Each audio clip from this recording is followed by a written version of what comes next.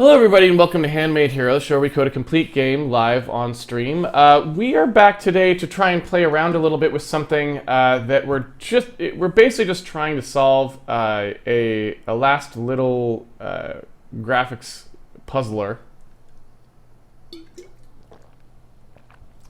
And this puzzler comes about because I don't really know that anyone does 2D game rendering the way that we're doing it. And that's because I kind of just sort of stumbled onto a way of doing it that was not necessarily something I'd ever heard about before at all.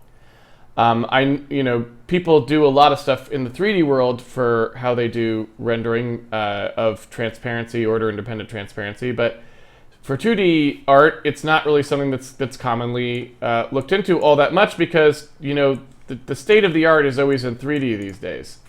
3D graphics is where all the graphics folks spend their time. And so, I don't know that many people sit around thinking anymore, how do I render a sprite game? Because it's just not, it's not what they see as the cutting edge for obvious reasons.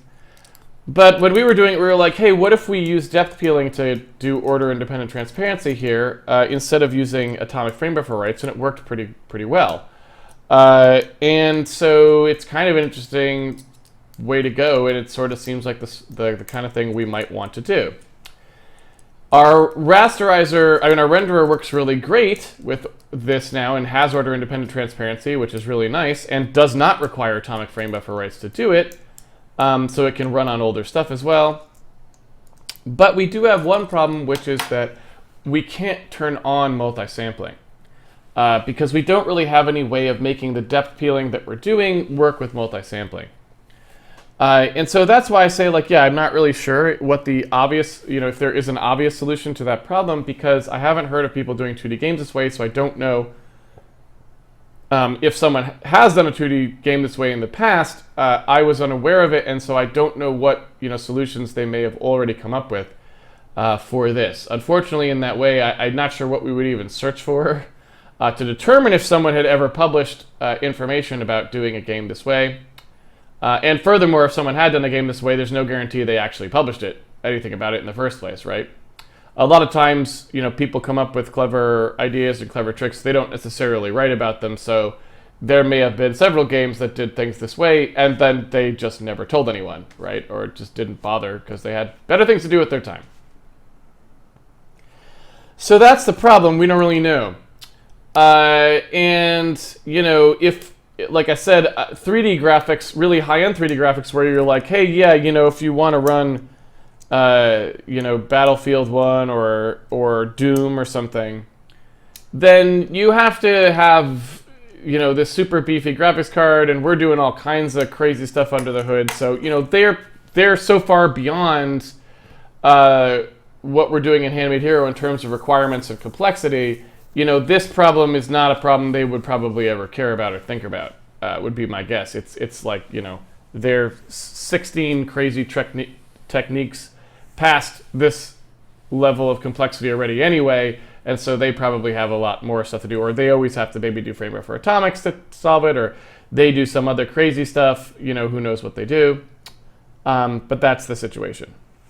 So what I want to try and think about today is just, is there some cheap and easy solution to being able to turn on multisample anti-aliasing if it exists reasonably on the card in question, on the target platform? We detect it's there. If we want to allow the turning that on so that edges of our cubes and stuff will be nice and clean.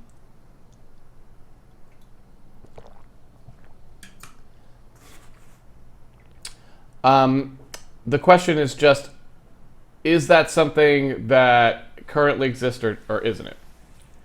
Now, ironically, very ironically, there actually is a old school technique that would have worked here, but I'm pretty sure it got removed from graphics card support entirely.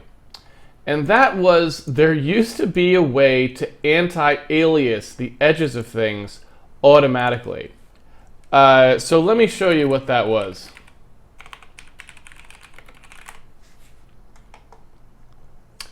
Here we go. Nope, it's not it. Here it is. So in fact, I might be able to get a better version of it here. So what you can see here is in the old days, there was a thing here where you could say, oh, Polygon Smooth hint, which indicates the sampling quality of anti-alias polygon. Hinting GLHint can result in more pixel fragments being generated during rasterization if a larger filter function is applied, right? And that hint used to not refer to multisampling. It used to refer to actually just anti-aliasing. And let me see if I can get that. Let's see here. See if I can get documentations to talk about that at all. Doesn't look like they're in here.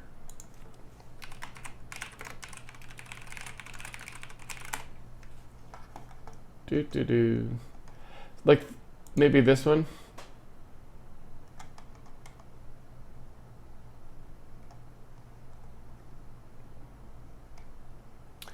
So I guess I don't know if I can find some documentation that actually talks about it specifically.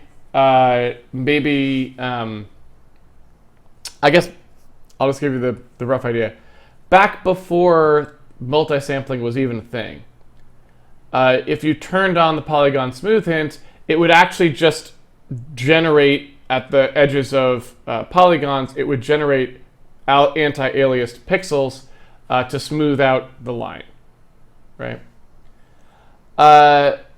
So that is actually what we would want here.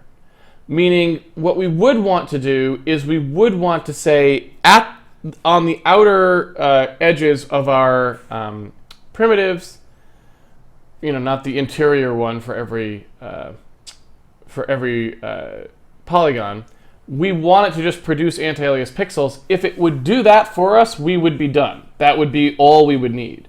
Because then we could avoid multisample anti-aliasing altogether, because all we need is just for those lines themselves to have the anti-aliasing on them. That's all we really need.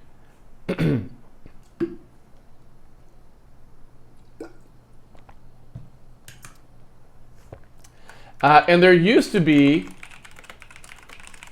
a way to specify that exactly, which was this, which is the edge flag. And what it was when you output a primitive like a cube, you could specify which edges were on the outside of the cube versus which edges were on the inside of the cube. So for example, you've got one edge that runs down the middle of, you know, of every face of the cube, the diagonal line that just pulls those two triangles together into a square shape for the cube, right? And what you would do is you'd set the edge flag on those to be so that the outside edges had a different edge flag than the inside edge. And then when it was going to do smoothing, it would only do the smoothing on the edges that had the edge flags set, right? So there used to be a thing in OpenGL, in graphics, that would do what we wanted here. But we don't have the option of using it anymore, unfortunately, because I believe, at least unless I'm really very much mistaken, I believe what happened was when they changed over to a multi-sampling approach in OpenGL as the standard way to do anti-aliasing for obvious reasons, right? It works better when primitives abut each other and all these other sorts of things. It went away. So as far as I know, that, you know, that's not available anymore. So yeah, I don't really know of any way to get that behavior back, but I think that is what we would want. And that's why I mentioned conservative rasterization yesterday, because I was like, that's kind of all we really want here, is just conservative rasterization for all of our primitives. And then we want to set those, those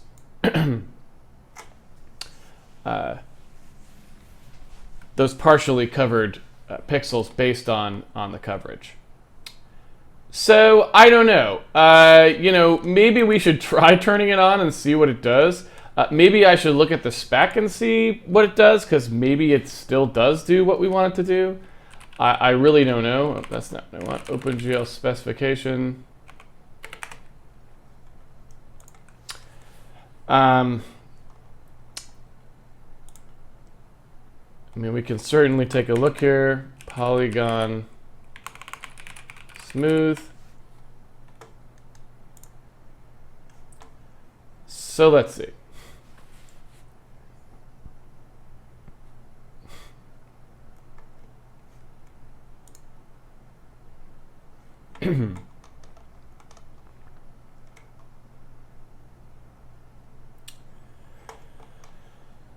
Certain aspects of GL behavior, when there is room for variation, may be controlled with hints. All right. Polygon sampling quality.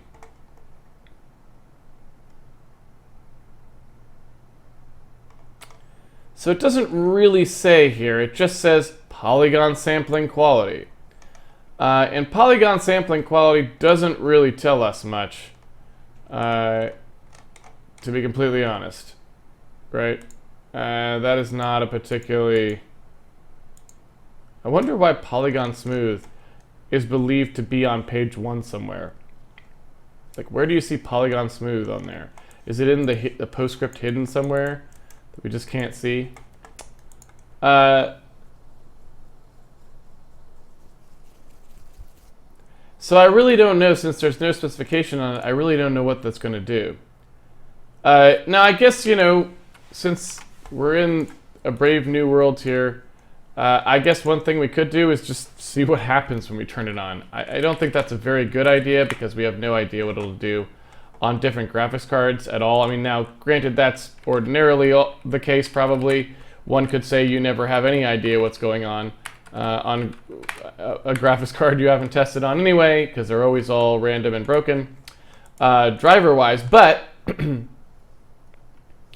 I mean, I guess for just in terms of our own edification, I suppose maybe it's worth just saying, hey, let's just see what happens when we turn it on this card.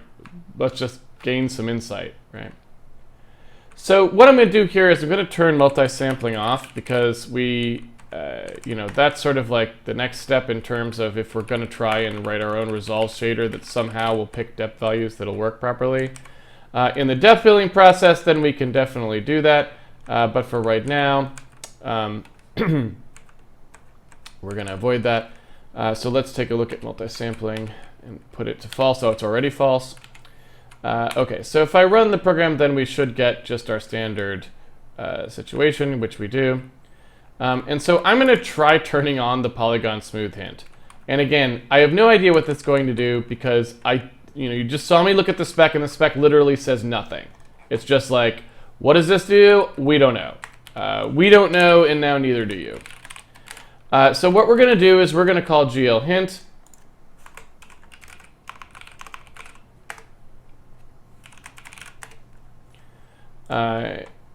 And we're going to say GLNicest. Oops. You can see here that the hint is specified as the target and the mode. So we want nicest, which is the most, you know, would be the most smoothest whatever. And then we want GL Polygon Smooth hint. Well, I'll type it in myself, since the browser does not want me to actually select it. So now, if I run this, presumably nothing will happen. I don't know. Yeah, I mean, I don't see any difference there.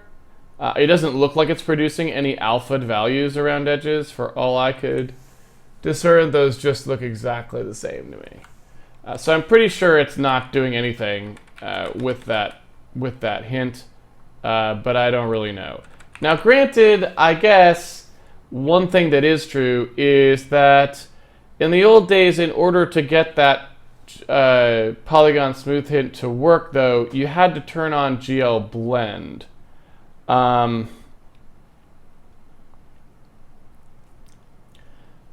You know, of course, I don't want GLBlend, but I guess I could just check real quick. This won't work properly when I do this, but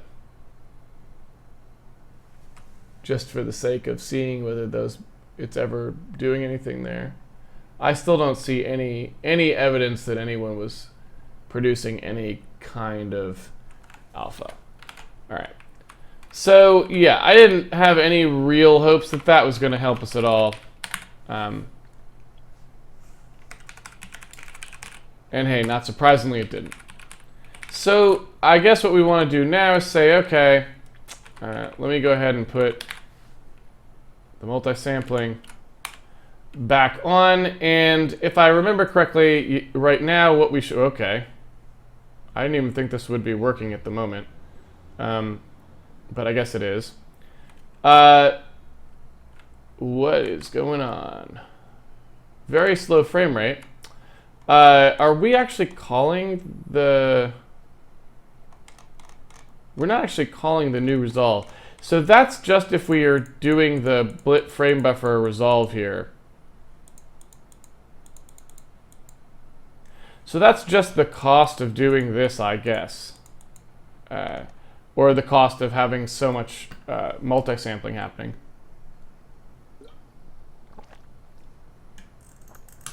One or the other. All right, so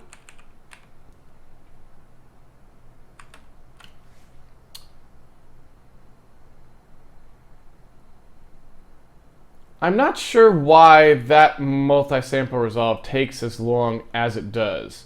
Now, I guess, I mean, one thing we could say here is that, well, you know, the multi-sampling should be 8 times slower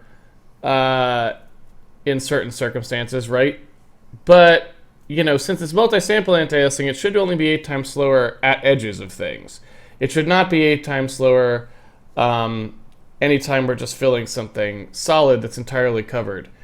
So unless this graphics card is really stupid, which again, it's a very old graphics card, so maybe it actually is. That's not an unless that should be taken lightly, because it's, again, very old.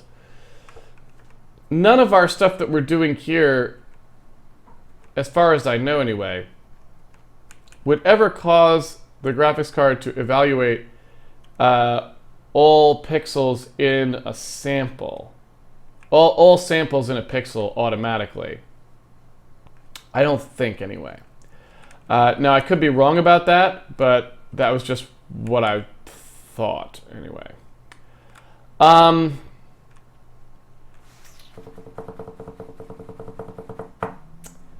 And I suppose there's really no way for us to really determine that at this point, because, you know, normally the way you would check that is you can actually get debug information about your like, you know, on modern, if you're using like Nsight or something like this, you can actually ask, there's usually a way to find out, will this thing be evaluated per sample or not? Like, will it be an efficient shader for multi-sampling, or won't it be? But we don't really have the ability to ask that, I don't think, on this configuration. I could be wrong about that, but I don't think we can. So yeah, so right now, since we're running so slow, now, you know what I could do, and this is probably what we should do, now I think about it, is I could set our resolution down. And that would let us run at a higher frame rate temporarily, right? Like, let me set us at a low resolution. And by running in the really low resolution, that would alleviate that problem, if that was the problem. And it does look like that was part of the problem anyway, right? So it may just be that it was too much memory for the graphics card to deal with or something like this, because you can see that if by just setting the resolution down a bit, we're in totally fine shape all of a sudden. So yeah, if you look at what's going on here, you can kind of see tons of artifacts related to exactly the problem that I'm talking about in terms of turning on multisampling. So let's take a look here. I don't know if I can turn multisampling on and off?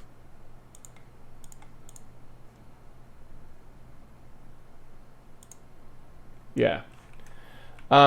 So here's us without running multisampling. And what you can notice is that, you know, all of this stuff, let me see if I can zoom in a little bit here. So here's us without multisampling. And you can see like these edges are really hard and everything, right? And if I turn on multisampling, you can notice that those edges smooth out really nicely. So you can see how multisampling really helps us there a lot. Like we would like to have the ability to turn that on. You know what I'm saying? But we end up with those artifacts like I'm talking about. And those artifacts are coming from that failure to pick the Z value in a sensible way, right? At least I assume that's what they're coming from. Meaning that when we get to the edges of things, we end up in this problem where because it's the edge of a primitive, we end up taking multiple samples there. And when we take multiple samples there, we don't necessarily pick the right depth value for depth peeling. And instead of peeling the next value down, we spend all of our depth peels on the same, triangle essentially, just picking successively lower Z values of that same triangle as it passes through the pixel at multiple samples, right? So yeah, that is the problem that we have. I also don't know.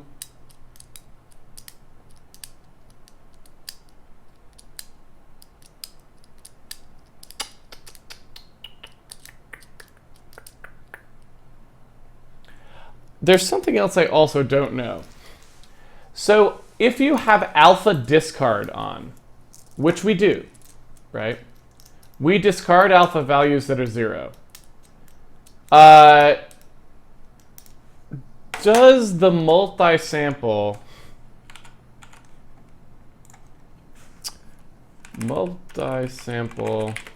discard alpha? If I have multisampling on, does the discard create a place where things will get sampled more? And I'm just curious.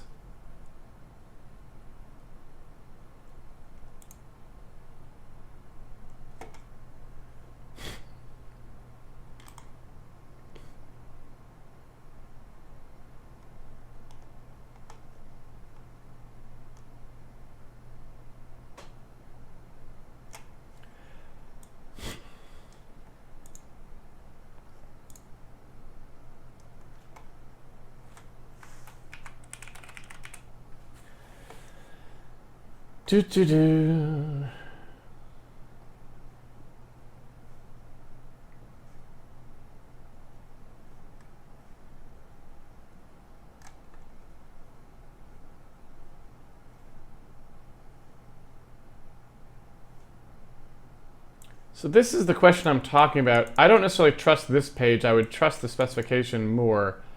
But this is sort of what I'm talking about. Basically, what I want to know is if I have a pixel whose alpha discard, triggers. So the alpha value at the pixel is 0, so it triggers an alpha discard. Does the graphics card then try all the samples individually to see if they would all have discarded? Or actually, stated alternately, before, when it evaluates discard, does it evaluate discard based on all 16 potentially at any time? Or is it always going to do the 16 samples only in the case where it thinks that the edge of a primitive passes through it? And I don't know.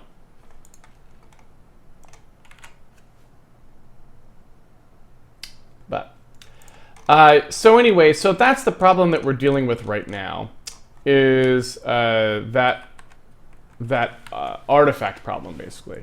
Because as you can see, and I guess this sort of gives us some information in terms of whether this technique works well or not, is that, yeah, you know, if I just look at the quality difference in the game, you know, as I move around, I really feel like that multi-sample anti-aliasing is doing a really good job, you know,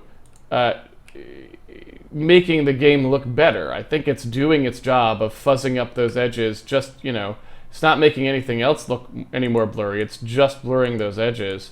And that's exactly what I want. So I do think it's worth pursuing a little bit more because it does make the game look better. I don't know whether in the final analysis it will, but, you know, I do feel like it will, because although in the outer, you know, in the outside areas, so areas that actually will look more like this in the game, we'll be stamping a lot of ground cover and stuff onto things probably. I guess what I would say is in the interior areas, it's highly likely that there'll be rooms that look more or less exactly like this. There'll be a texture map on the cubes for like making it look like a tile, like a tiled, you know, a stone floor or something, but it'll still have this sort of look. This is what I roughly wanted. And so I do think that you would see these line effects, maybe not in the stationary version as much, but as it moves, that sparkle that you get from the, you know, from the those hard edges. So I feel like turning that on, I feel like you get a much nicer effect almost everywhere all the time. And so it's really just a case of, could we fix those artifacts? Because if we can fix those artifacts, I think it's a definite yes. And we would just want to turn that on any card that we thought could do it, which would probably be most of them, given how old this card is. Any modern card can do multi-sample anti-aliasing, I would think, just fine.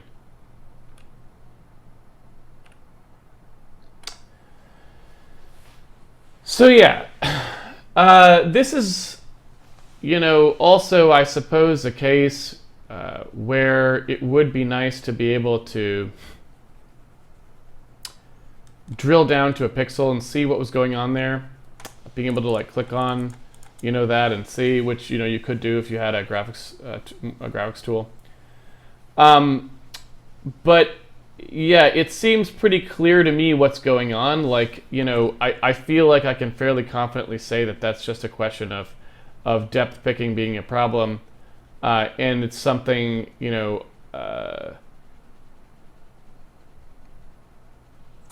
it's something where the depth peel is not picking a Z value that allows it to ever get down to the actual thing it's peeling off, I think.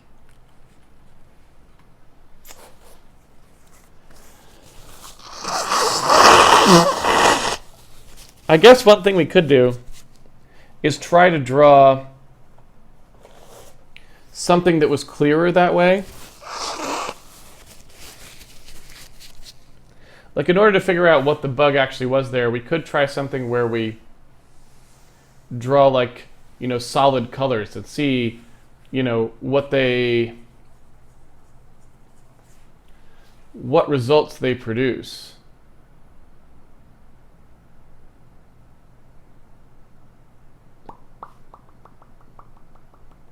Trying to think of any ways that we could easily determine what was going on at these pixels. Because I'm assuming that those pixels are because the tree has that shadow, and it's where the shadow overlaps the edge of the cube going downward, right?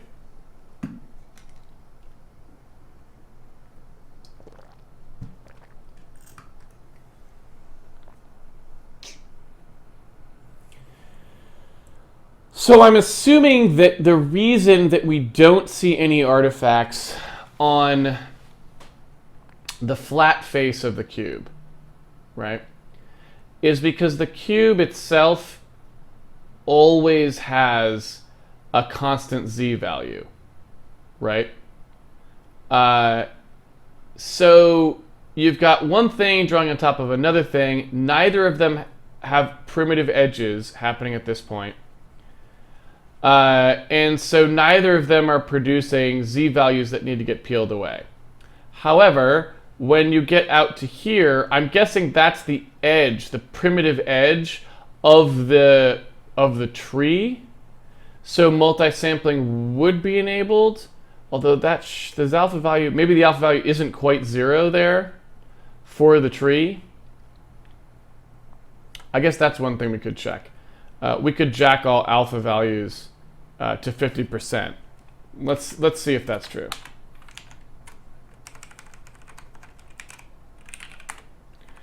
So what I'm going to do here is just going to go in and say, well, okay, I can't quite see because the alpha values are very subtle. Let's try jacking those alpha values up so we can see them. So what I'm going to do here is I'm going to say, okay, you know, if the mod color A is over the alpha threshold, we're going to draw it, otherwise we're going to discard it. When we actually go to draw it, I'm going to say the mod color A equals 0.5, right? So this way, you know, we'll get anywhere that there was any alpha at all. We'll always see something clear. And so that at least validates my hypothesis that that's what that is. So that's basically the edge of the tree's shadow, and I'm assuming that's the primitive edge of the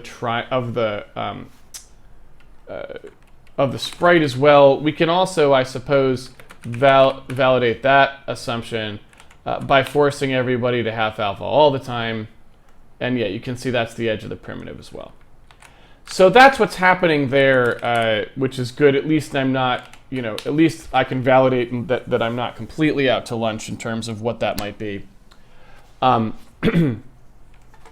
So that's what's going on. That's the edge of this triangle that's being used to draw the tree. Well, the bottom triangle is being used to draw the tree.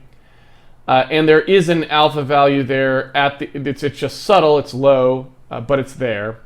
And so that's why it's drawing it in. And that's where those artifacts are coming from, is that process. So what I assume is happening is because the tree is getting different z values at those samples, obviously because of our z shader,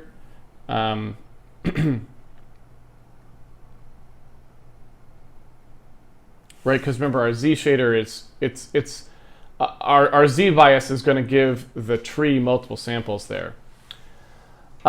Because of that,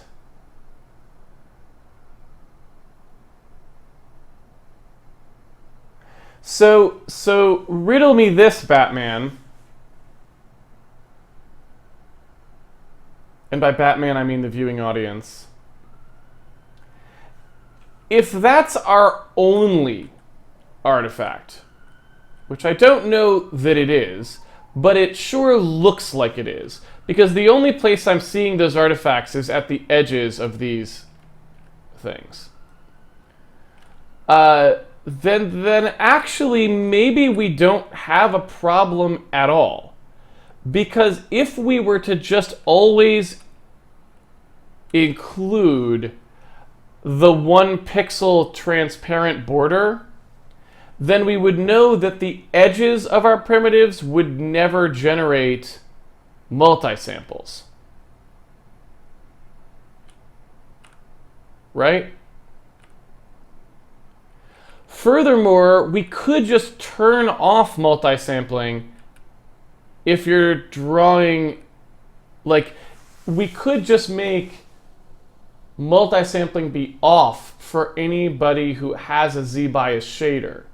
Like, if we had the z-bias shader, if we indicated to the graphics card, and I don't know if you can do this in OpenGL3, or GLSL's 1.5 or whatever,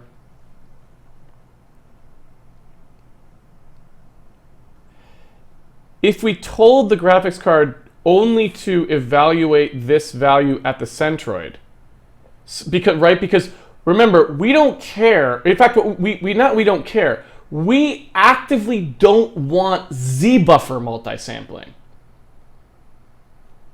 right? In a sense, we want the Z buffer to not be multisampled. We just want the color buffer to be multisampled, right? So I wonder if what we could do here is just say, oh, okay, don't evaluate multiple samples for the Z. Just always evaluate the Z at the centroid and write the same Z value to all samples, please.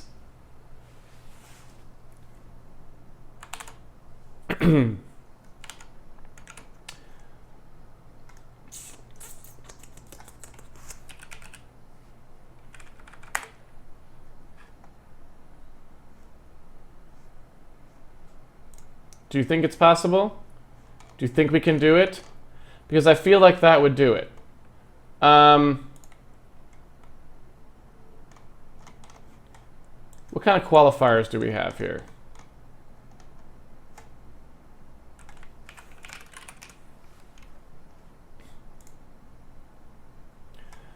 Show me centroid, please.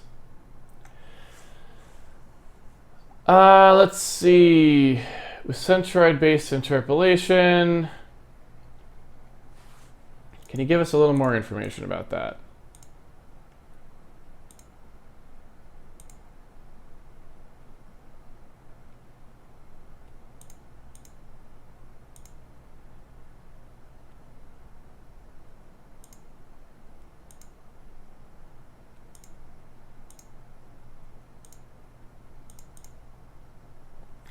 The presence of and type of interpolation is controlled by the storage qualifiers centroid in and centroid out, and by the optional interpolation qualifiers smooth and flat, blah, blah, blah. A variable qualified as flat will not be interpolated. Instead, it will have the same value for every fragment within a triangle.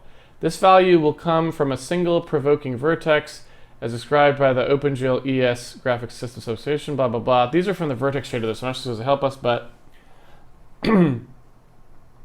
if single sampling, the value is interpolated to the pixel center and the centroid qualifier present is ignored. If multi-sampling and the variable is not qualified with centroid, then the value must be interpolated to the pixel center or anywhere within the pixel or to one of the pixel's samples. If multi-sampling and the variable is qualified with centroid, then the value must be interpolated to a point that lies in both the pixel and in the primitive being rendered, or to one of the pixel samples that falls within the primitive. Due to the less regular location of centroids, the derivatives may be less accurate than non-centroid interpolated values. That might be good enough for our purposes.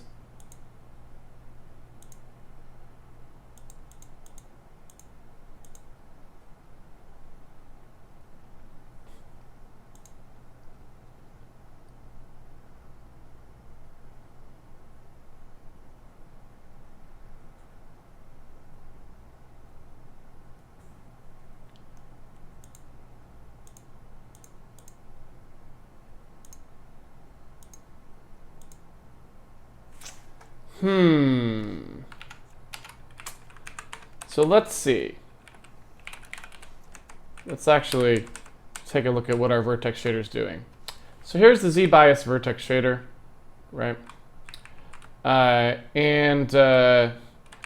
What you can see here is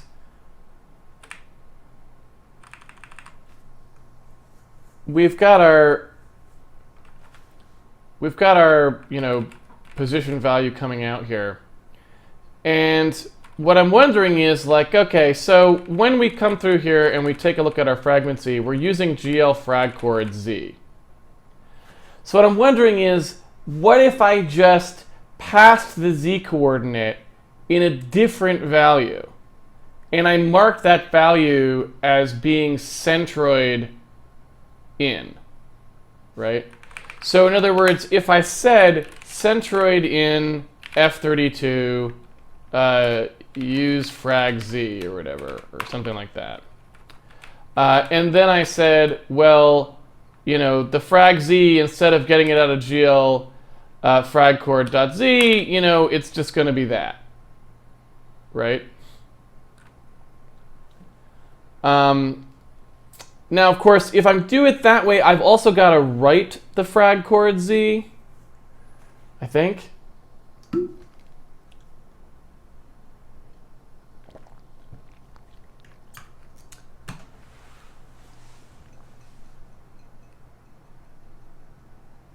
because I don't know that there's any way that I can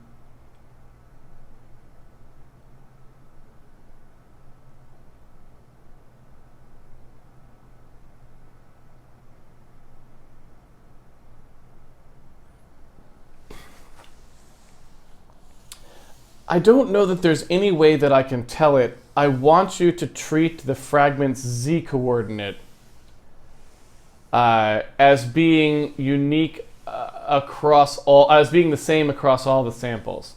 Because that's really all I want it to do. You know what I mean?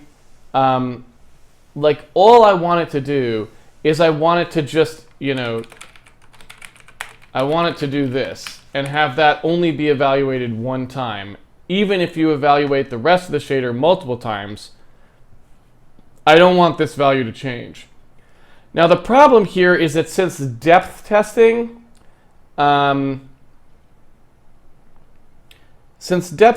itself is being done in addition, this is not the only depth test, like the one that we wrote is not the only depth test. There's actually, the regular depth test happening as well.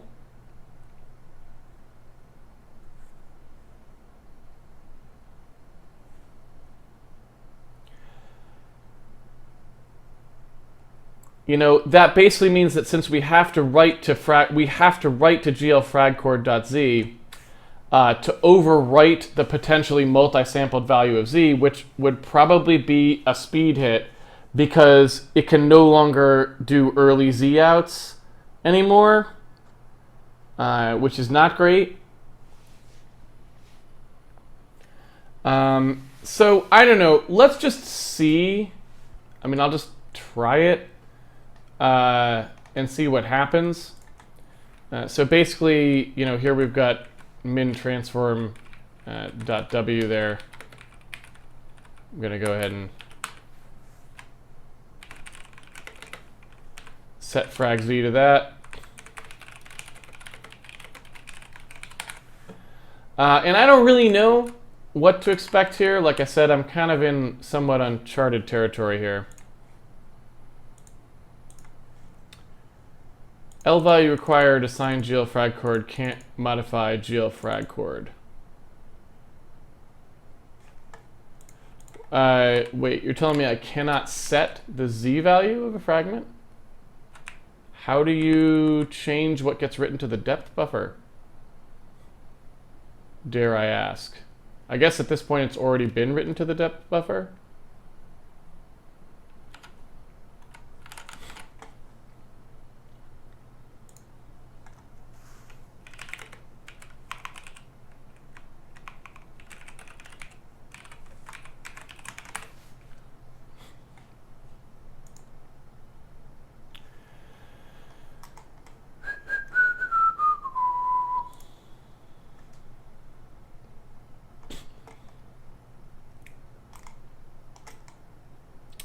So they want you to write to frag depth, is that correct? Let's find out.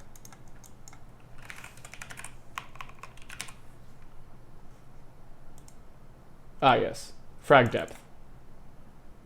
So if I want to, I can say out F32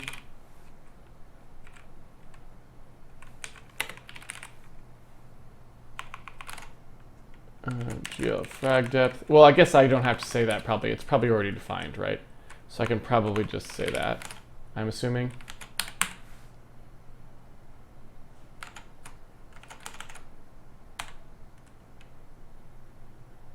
Oh dear. That does not appear to have worked particularly well.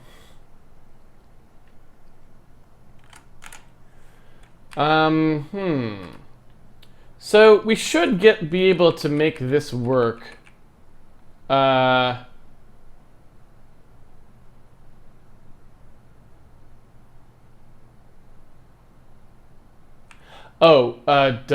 So actually, when we specify this, we would actually have to do the preparation of the frag z as well, right? Because normally what's going to happen there is that vector z-min transform, this GL position.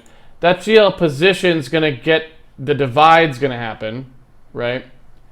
And so we would have to do that divide, and then also the range mapping is going to happen. So both of those things are going to happen, right? So our W value that we're passing, in fact, I wouldn't want to pass the W value. I don't know what I was thinking there. We want to pass the modified Z value, right? So we would actually have to do our own mapping of the range, right? So we'd have to take the modified Z value, we'd have to divide it by the Z-min transform W, and then we'd have to map it into the 1-to-1, into the 0-to-1 range, I think. And I also don't know which direction that has to get mapped into. But, you know, it would be something like,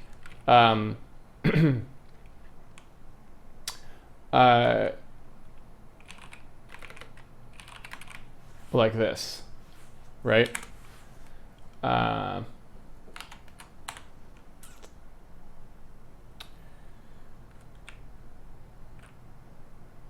right, so yeah, that looks like it's working. However, I still see the artifacts, so I don't know if what I did actually worked at all, unfortunately.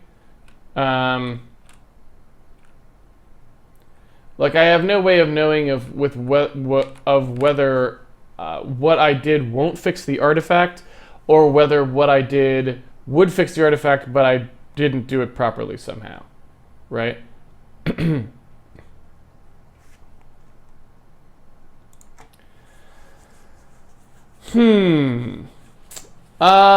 So again, I think what we could do here is we could just have everything include the 1 pixel transparent border.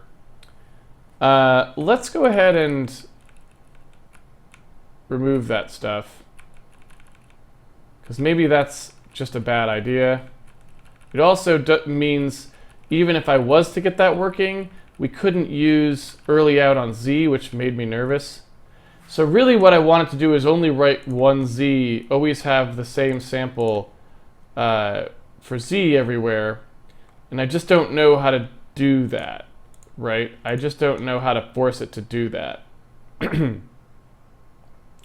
Like, what I really want to do is just say, hey, just don't when you're producing these samples, just always replicate the Z across them all. And I feel like there should be a way to do that. Maybe I'll have to ask a graphics sort of person if there's some easier way to communicate that. Because that's all I actually want to do. But, so if I went in here to the place where we specify the textures,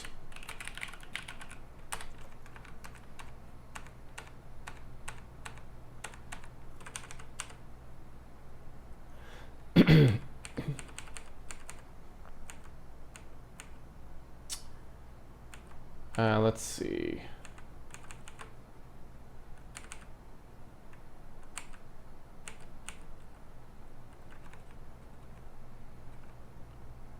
No.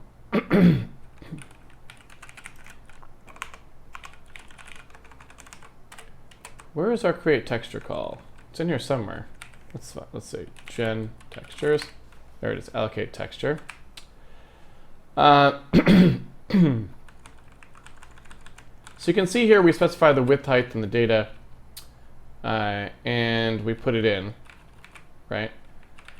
And so what I'm wondering is, if we wanted to ensure that there was always a 1 pixel border around everything, could we do that, right? And would that fix the problem?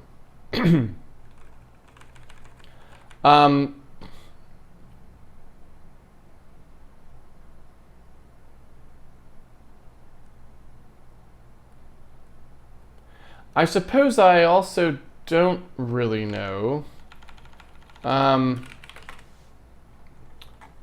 what these actually looked like. So let me see what the bitmaps themselves look like, because I'm curious to know.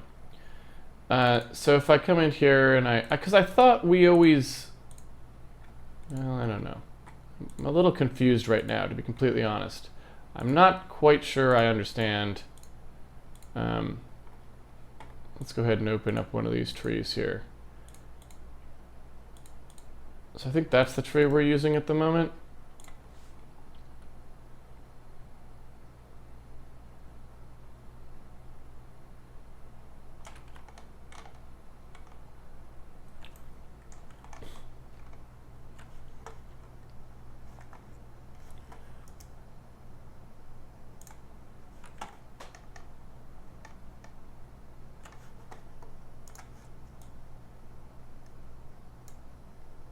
How do I get like some info about this?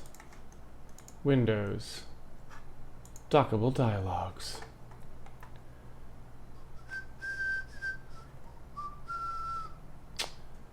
Well, none of those will help me, unfortunately. I just want something that tells me the pixel value of this pixel. Will this tell me? 254, yes. So it does go right out to the edge. There is an alpha value out there. And the same is true over here, I guess. Well, no. Doesn't look like there is one over there.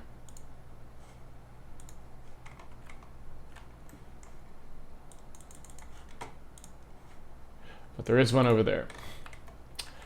So yeah, if this, if that does not actually have a texture,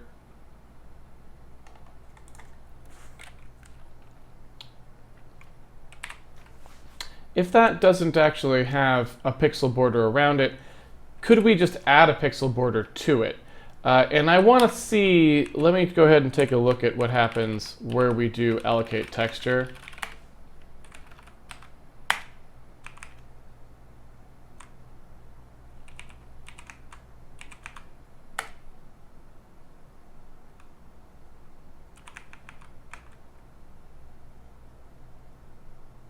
So there's our texture ops, right? This was a list of things we went through. I remember this where we had like, you would push these texture ops where you want to allocate the textures and you just sort of stick them in here and then it would retire them when texture management time came.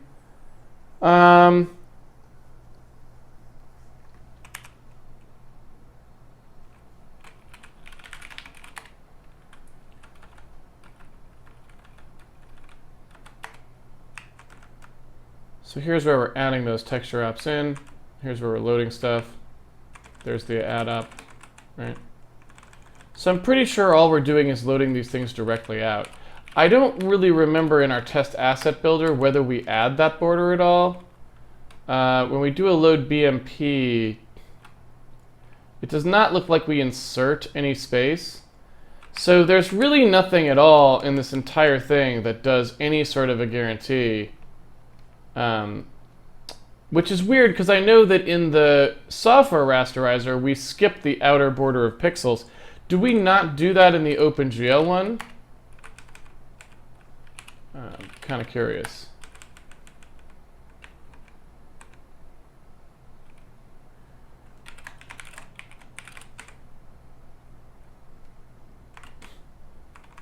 Because our UVs are all set to use everything.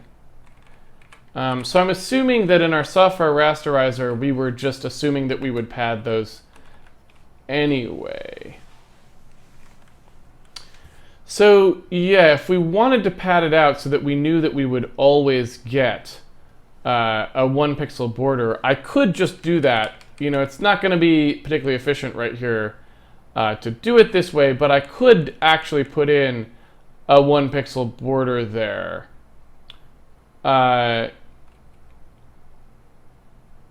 And I could even do it with a clamp to edge sort of thing if we wanted to save space. I don't think I care about that particularly much, although it is kind of wasteful to do. I guess let's take a look at what our clamping options are, and maybe I should do something slightly different here, although there is kind of a nasty aspect of it that, yeah. Well, let's take a look. So let me take a look at what our GL clamp options are here, because I'm interested to know if I just introduced a transparent border and then did clamp it to border and then made it so that I always gave it UV coordinates that were a little bit bigger than the actual sprite, would that maybe take care of it for me? So let's see here.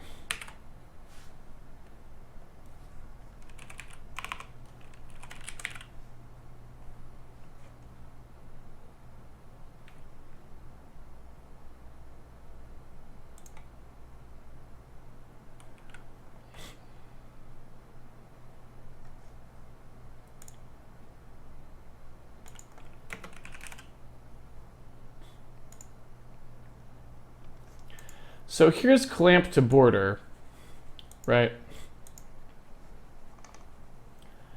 Which we could set our textures to. And if we did clamp to border, then we just set a texture border color, and we'd set that texture border color to 0, right?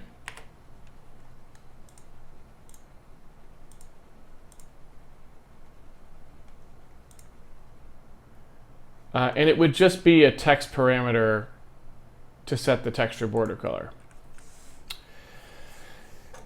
So I could do that. There is a problem with even that, though. So the reason that I'm hesitant to go down this path and why I would really like to figure out a way to get it to just evaluate the Z only once is because if you think about what's going to happen,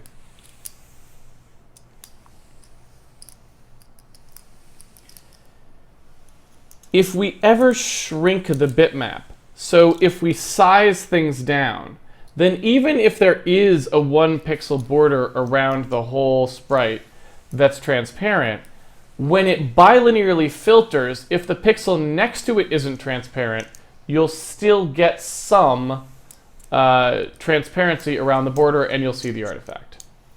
So I would much rather the depth peeling just worked, you know? And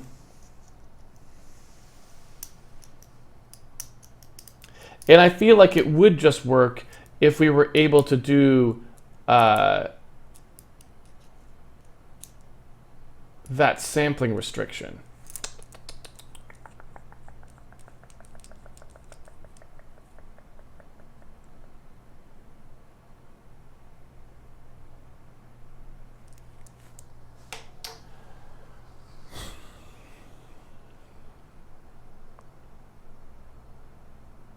So I think I want to pursue that sampling restriction a little bit more, right?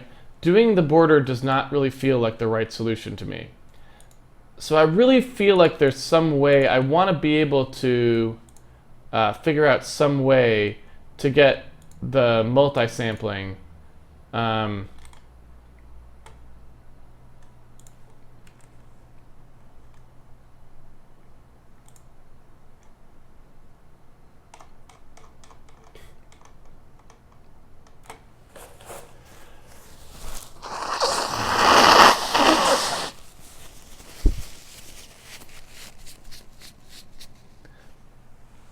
I really want that multi-sampling to only produce a single Z value. That's what I want. I wonder, so, trying to think, is there a way to just make it so that there's only one Z value in the Z buffer? Of course, I guess that doesn't really work. Yeah.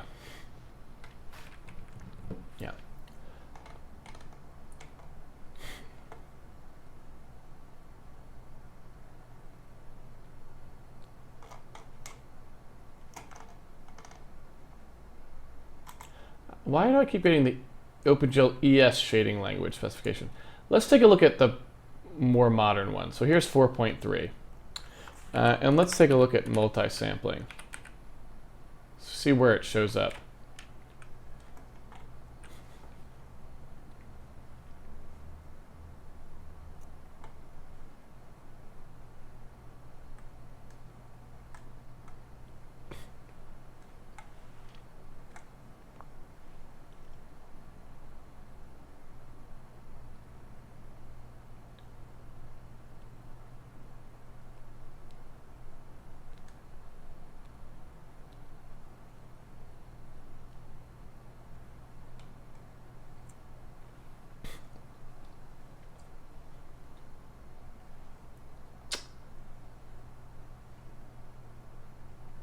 Yeah. The following pre-declared variables can be redeclared with an interpolation qualifier when using the compatibility profile. Front color, back color, secondary color, secondary color. Yeah, that's not... I really want to know about depth. Can I do anything to try and convince you to do the depth differently? Frag depth. Tell me about it, please.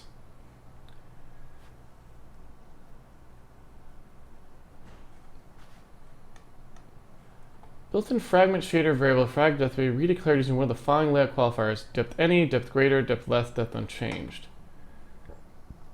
The layout qualifier for GL frag depth constrains and tensions the final value of GL frag depth risen by the shader invocation. GL implementations are allowed to perform optimizations assuming that the depth test fails or passes for a given fragment of all values of GL. Ah. So this is an interesting hint. It doesn't help us,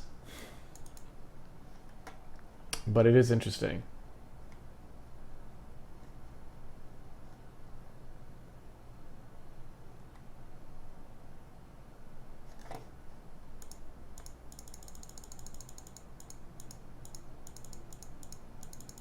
It's like all the uses of frag depth are on that page. Fragment shaders output values to the OpenGL pipeline. So as the built-in variables GL frag depth and GL sample mask, unless the discard statement is executed. The fixed function computed depth for a fragment may be obtained by reading GL frag chord Z, described below. Yes. Range of GL frag depth will establish the depth value for the fragment being processed if depth buffering is enabled, and no shader writes GL frag depth. Then the fixed function value for the depth will be used as the fragment's depth value. The shader statically assigns there is an execution path through the shader that does not set GL frag depth, then the value of the fragment's depth may be undefined for execution of the shader that take that path. That is, if the set of linked fragment shaders statically in the original frag depth, then is responsible for always writing it. Okay, that's fine by me.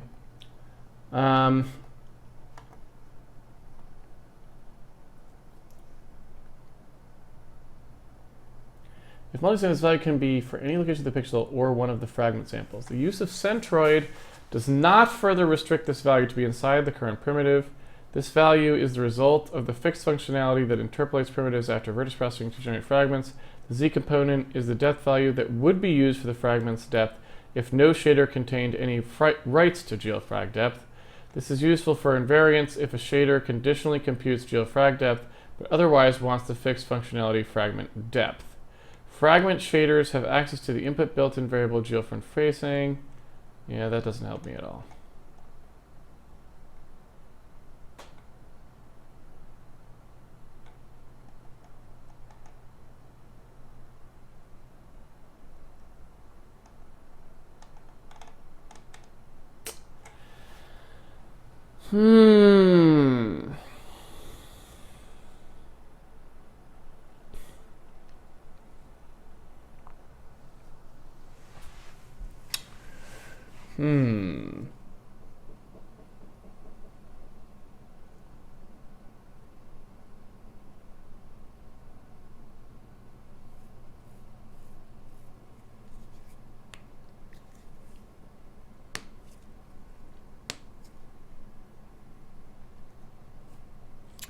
So we have two things at play here, and I guess technically I'm not sure which one of them is actually going on.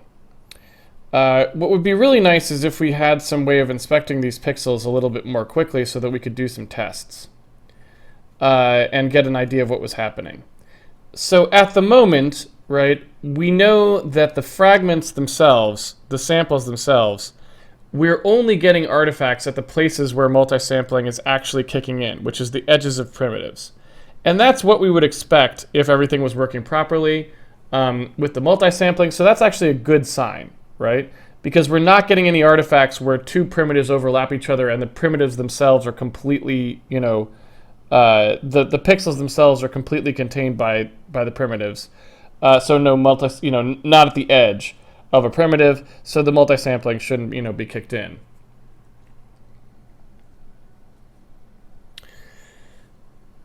So that's actually a good thing. But what we don't know is we don't actually know specifically where the bug is coming from necessarily. I'm assuming that it comes from the fact that we have multiple z values for the same primitive ending up inside the samples in the multisample buffer. But what I don't really know is if that's really the truth, if that's the end of the story, because it could also be that it's just the resolve is picking a bad z value, or doing something otherwise weird. It could be that it's picking like the minimum z value or something like that. So I suppose what we should try to do first, before we go any further down this path, which may require, again, like asking, someone from NVIDIA or something, be like, hey, could you tell us a little bit more about how this value gets worked?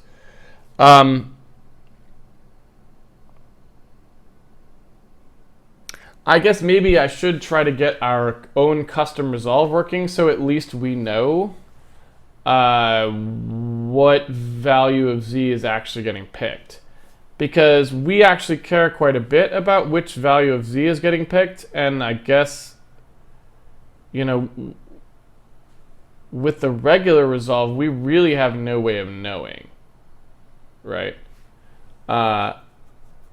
We have absolutely no idea. So I feel like that's something we want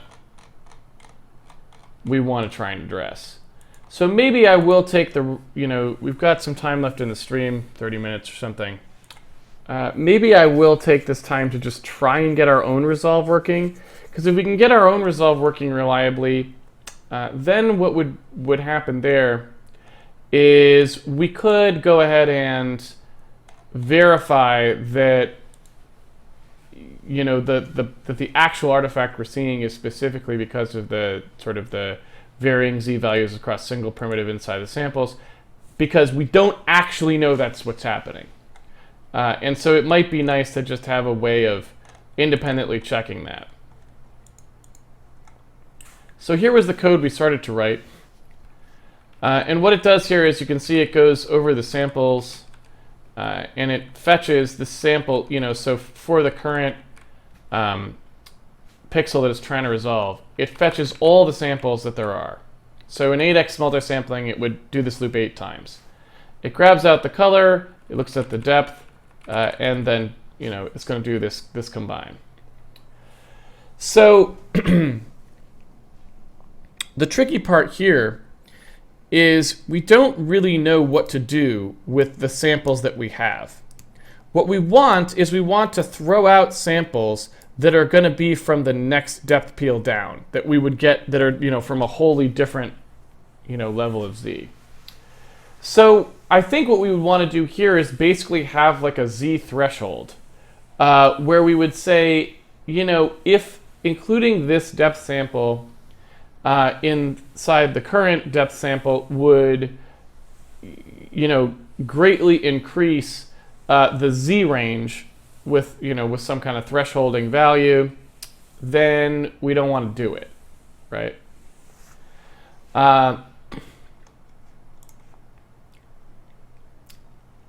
in that way, we're just trying to pick the samples up near the top. And that, in theory, if we actually picked that threshold, if it turns out that threshold is actually something you can select reasonably, which I don't really know that it is, but if it turns out that it is, then it might be that you could actually get that. Well, see, we even have the case where two things are basically right on top of each other, so there is no actual separation between them.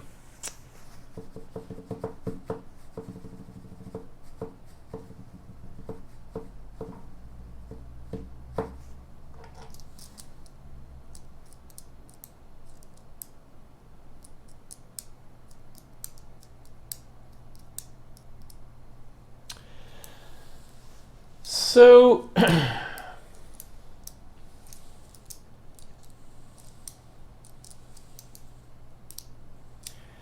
I guess there's another thing we could say here, which is kind of nuts.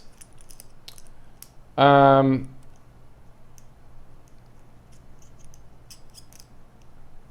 I'll just point it out as yet another option. So another thing we could do is we could actually have our depth peel not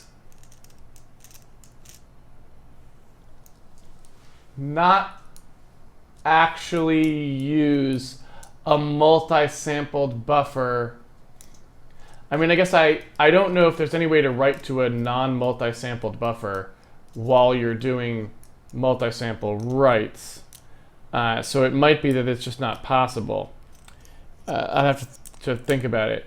But one thing we could do is say, well, with the depth peeling,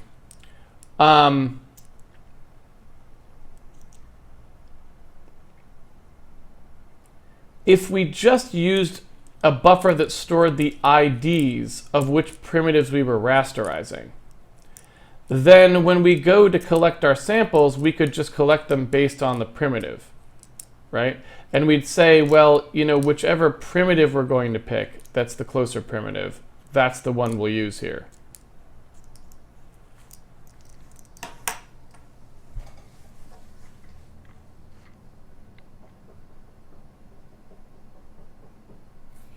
Gosh, this is really tricky. Because again, if you do that, then the problem with that is you're now introducing, again, you know, sort of a additional buffer, and so you just keep, you know, you keep increasing the demands on the bandwidth, because at some point you're just like, well, you should have probably just done something. You probably should have just done something like atomic writes, because you're just getting absurd at this point.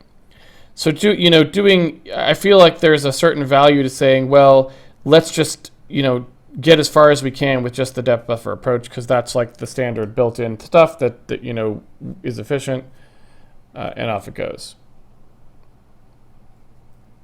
So I guess I'll try using a Z range.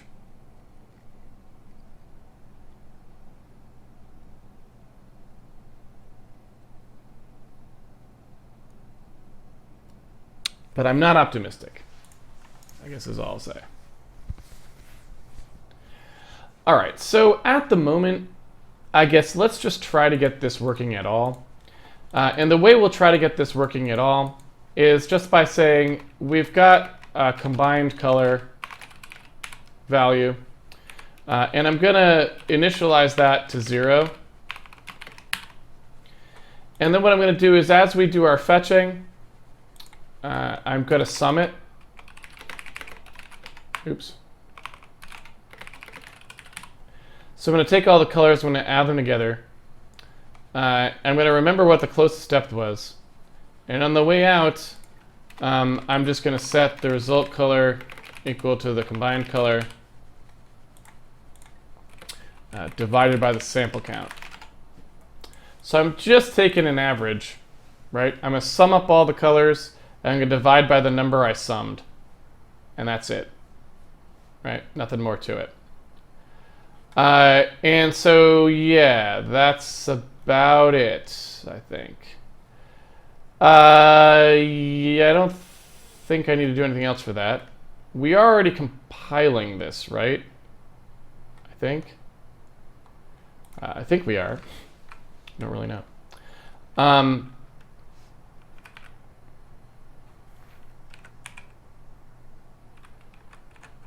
Let's take a look here. What happens when we actually set it? So in use program begin here, we've got prog common being called, and I wanted to see what happens in prog common. Yeah, so in prog common, we don't have to set any of these arrays. So what we can do here, yeah, is just keep this, and that way. And that way, the use program begin will still work, even though we don't have any of those, the vert color or any of those things. So we only have these two, the color sampler and the depth sampler. And so what we would do when we do use program begin on the multi-sample program, which I don't think we've done yet anything for, which is this part right here. What I want to do is basically set up the two, the color sampler and the depth sampler. I want to set up those two presumably to 0 and 1. So all that's going to do is just say, hey, the prog color sampler and the prog depth sampler will be set this way. And so when we do resolve multisample, we just have to bind the, we just have to bind the textures color first, which we do, and then depth. And then that would just work. So this is the resolve code here. We're not calling it at the moment, but we could.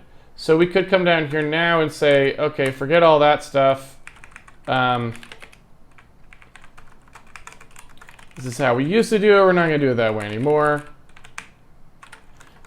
So in here, we're just going to say, okay, we know we've got to go. In fact, what I could do is pull these out here, open GL frame buffer from frame buffer 2. We know we want to go from this one.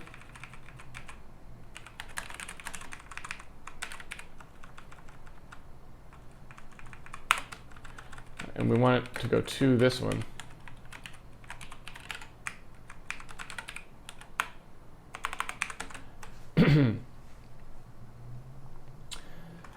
So that is really all we have to do to call this thing. Of course, we don't really know, since we've never run it, and it's kind of janky and complicated.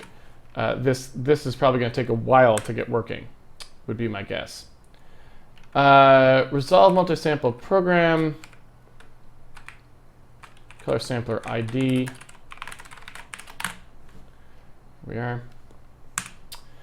And initializing connector, open GL frame buffer. That is a good point. I should not have used an array access there. Okay. So yeah, like I said, I don't have high hopes for this running anytime soon, but let's go ahead and try and debug it. Enforce failure because the operation requires a currently active program object. GL invalid operation. Did I forget to call?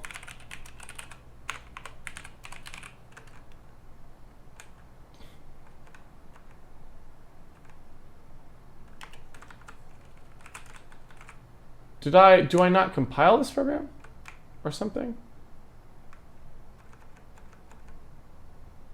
I think I maybe never called compile on this program. Yep.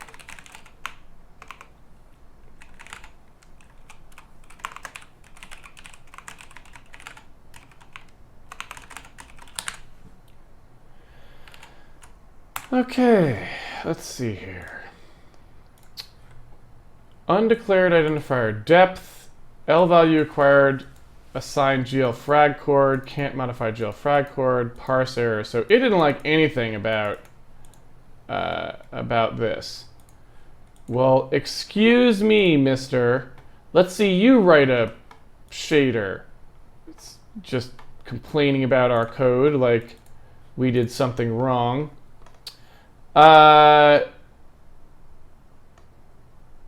So that's just the GL. We already looked this up. So you can't write to frag chord Z. It's always going to be frag depth. That has to go out. So there that is. I don't know if that's the only thing.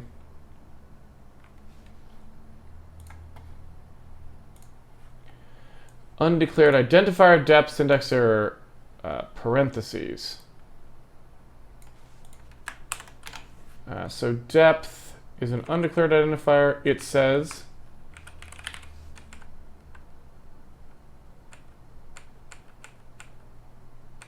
I agree with that. I don't know where the parentheses are that it's being upset about necessarily.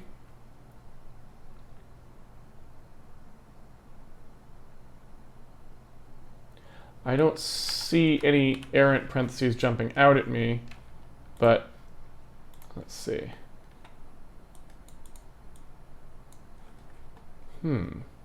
Parse error. All right. Let's take a look here.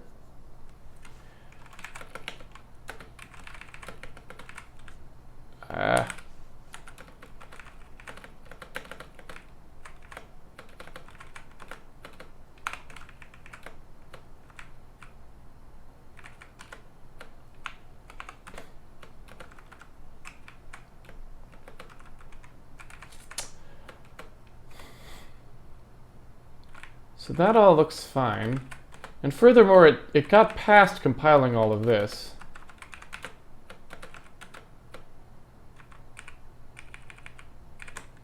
Right?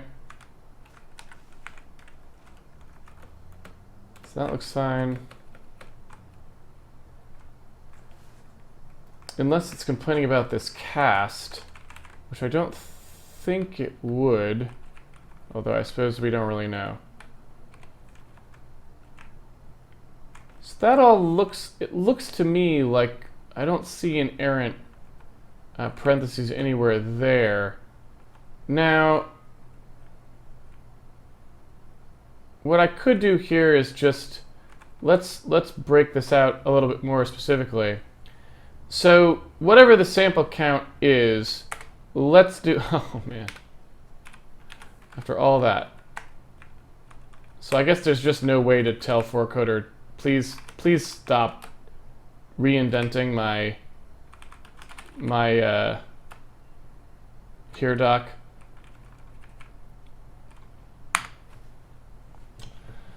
So let's try this.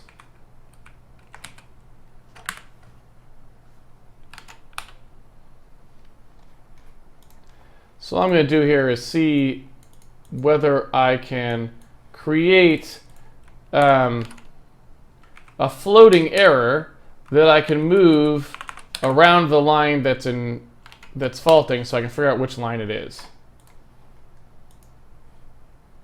Yeah. So we do know it's this line. So this parentheses F32 must be a problem for some reason. I'm not sure what that problem is, but I guess we'll find out.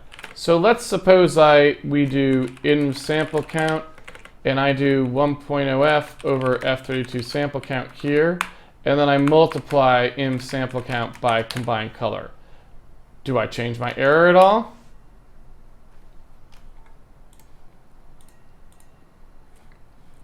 So it really does not like that cast to an F32.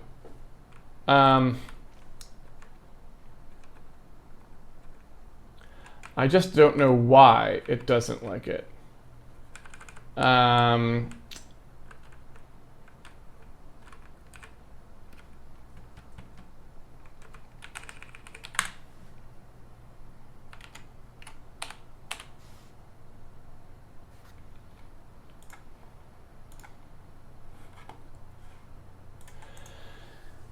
So presumably that was really strange. It doesn't like the cast.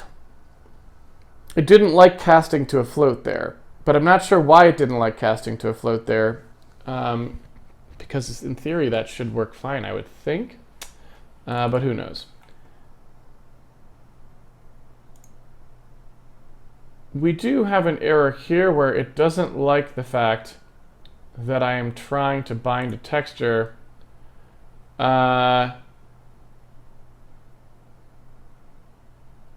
But I'm not sure what it doesn't like about those, because those do seem to be reasonable texture handles. The error that it's professing is GL invalid operation.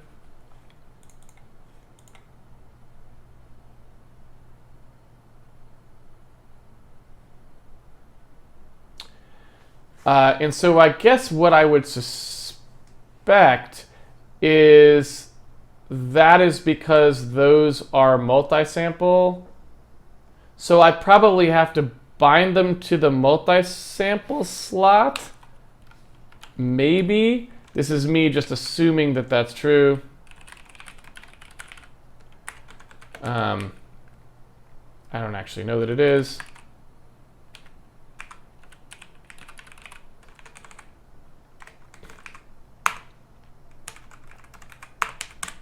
This is just pure guessing on my part. Never actually done that before. So we are running now, but we're not doing anything on the screen, which is not a great situation. Also,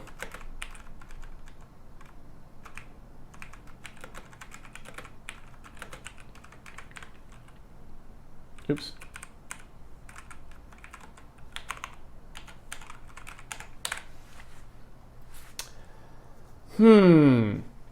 I say. So when we bound the frame buffer, we bind to the 2-frame buffer, which are writing those, we're writing to the color, the non-multisampled color and depth buffers. We grab the multisampled color and depth buffers here, and we execute this sort of read from them. So, I guess sample count might be 0 though, right? So, because do we actually set that? I don't know that we do. In fact, I'm pretty sure we don't. So that's actually something I just have to finish here. So what I do want to do here is say, hey, sample count has to be equal to OpenGL multisampling count. I assume we stored that, but maybe we didn't. So we may have to store that.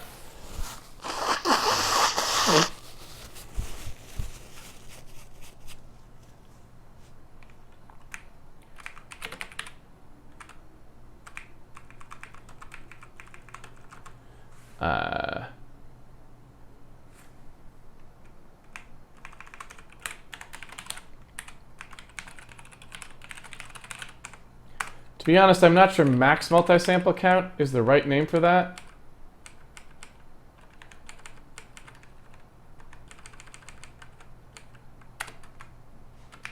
I think what we'd rather do is just call it multisample count, but I guess we can leave that for a different day.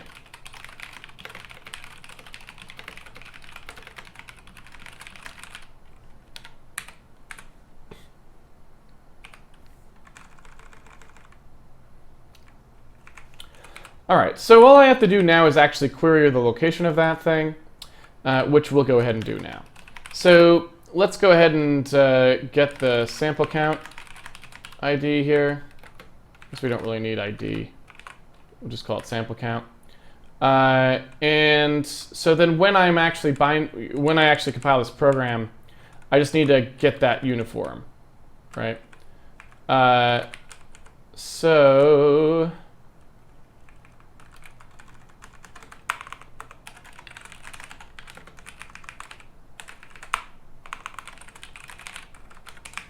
and I don't think we input anything else, right? The only thing that we input here that's an actual piece of data, besides the texture handles, is just what that sample count is. All right. Well, good news actually is that started working much quicker than I would have expected. Unfortunately, it's not giving us particularly good results here, to say the least. But what are you going to do? It looks like the alpha value is not getting written properly there. And I'm not sure why that is. So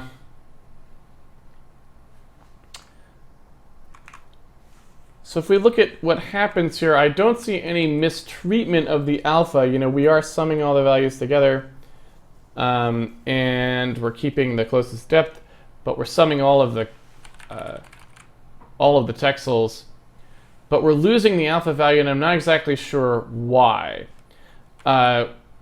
We don't change the mode at all here, I don't think. GL blend is off, and so we're always just writing one sample directly. One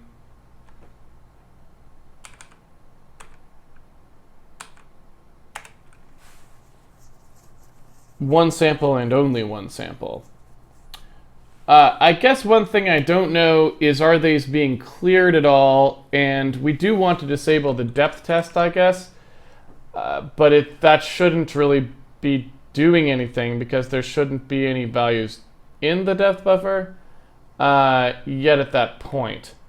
However, we wouldn't really normally have to clear those. And we don't clear them.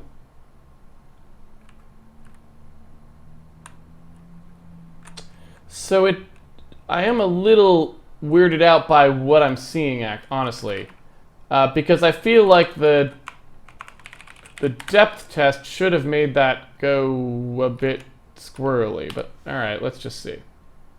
Oh, so it was just the depth test. Never mind. All right. So some things to note here. We now have multi-sampling on, and what's very peculiar about this, and I have to say it was not what I was expecting at all, full disclosure, is that we don't have the artifacts that we were seeing before. We have new artifacts. So that's very strange, and I suppose good.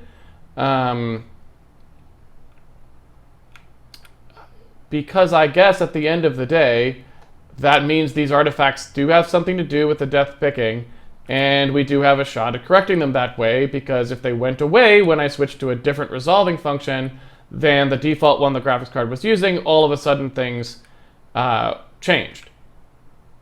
So I suppose that's good. However, what's not good is that we've got a new artifact in here that I'm seeing, and I'm not sure what's going on with that. It's pretty subtle, but it's definitely annoying me. Everything else is looking pretty good, actually.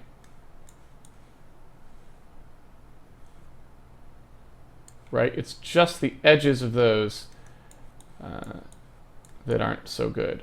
And I have no idea why those edges are having anything happen to them at all, if I'm being honest. Like, I'm talking about that right there.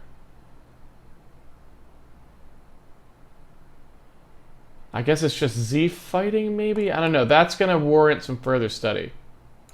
What I would like to do is I'd like to switch back to higher resolution and see how slow this is right now. Because remember, we had to switch to a lower res for rendering because it was very slow when we asked it to do this. I'm assuming that's just because of the multi-sample rendering in the first place, but don't actually know why it's slow, right? We don't get anything from the graphics card at the moment that would tell us why it's slow, so we're flying a little bit blind, as we generally have been with this graphics card, because we can't even run anything on it really that gives us insight. So I'm assuming this will be slow like our previous one was slow, but I don't actually know. And yeah, you can see that's like super, super duper slow, right?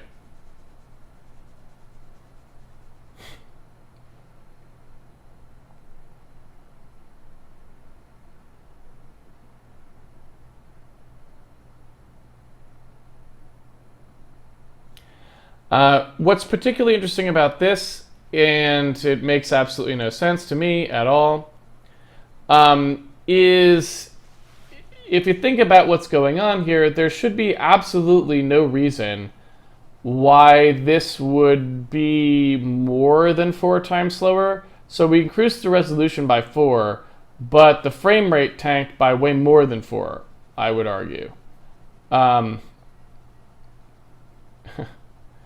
So I don't really know if that meant we fell out of some fast path where we're just stressing out the graphics card's memory subsystem in a way that now, like, it blew out of a cache somehow.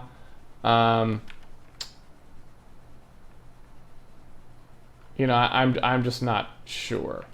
What I would like, and I don't know why we don't have this in here, is I'm going to put in a 1280p mode. I mean, not 1280, that's good. A 720p mode.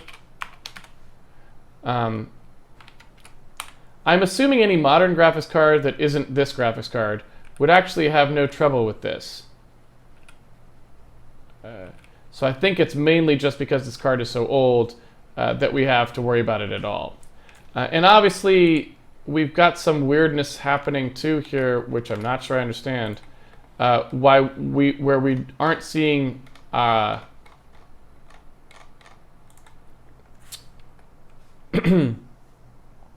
we aren't seeing our little render, our debug overlay. So we've got something weird happening there as well. So, if we do this resolve multisample and then we come through here when we're on the last one, we then bind the peel buffer,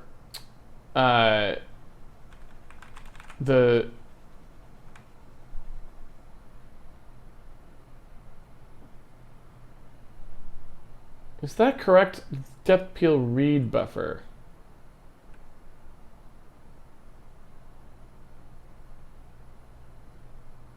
So I think that's erroneous. That's actually causing us to draw to the wrong one, I think. So that's going to...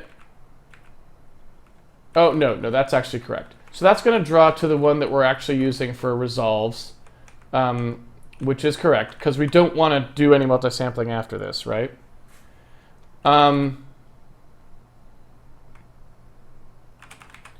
So in theory, that should be fine.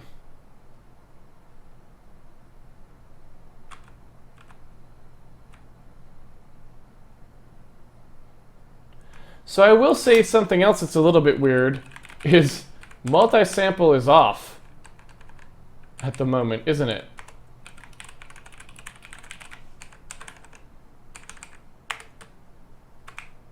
So multisample is actually off, apparently, but we are still getting all of the multisampling, it would seem.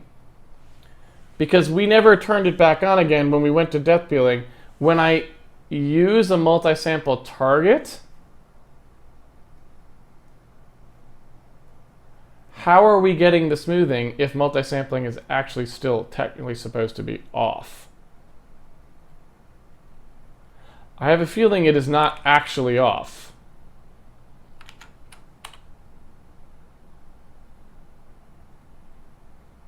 I mean, because it looks the same whether it's on or off.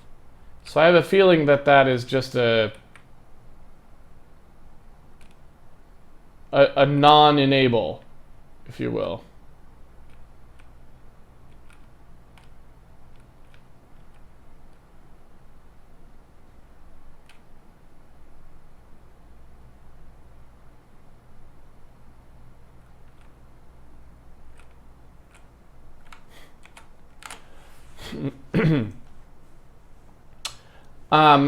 But anyway, ignoring that for the moment, the question is, why are we not getting, after we fall out of here, why are we not seeing any of the debug information show up? So after we get out of here, peel index and peeling equaling false, and we come through here, we're not peeling anymore. What's the problem? Like, why are we getting this weird situation where we're not seeing any of our other rendering take place? And assuming, I mean, I don't know, but I'm assuming that if we turn that rendering hint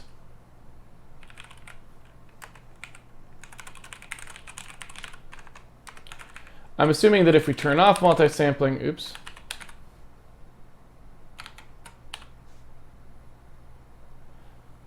it's back, right?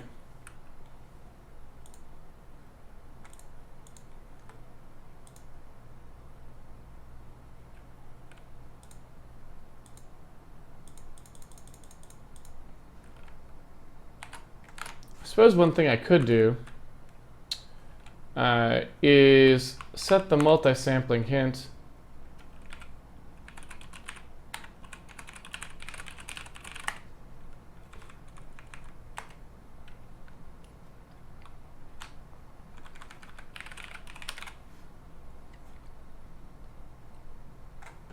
Where did the compile go? Okay, there it is.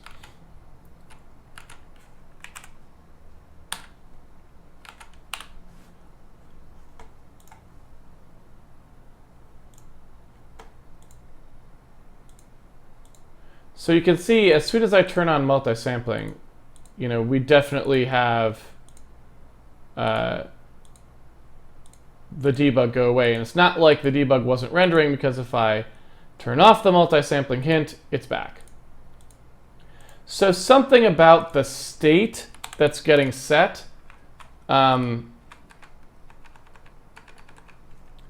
in that multi-sample resolve, I guess, is causing us, it's cascading through and causing us to not see any of the stuff that we were supposed to be seeing. I'm not sure why that would be. And we know that if we do the resolve without that, if we do the resolve the other way, right?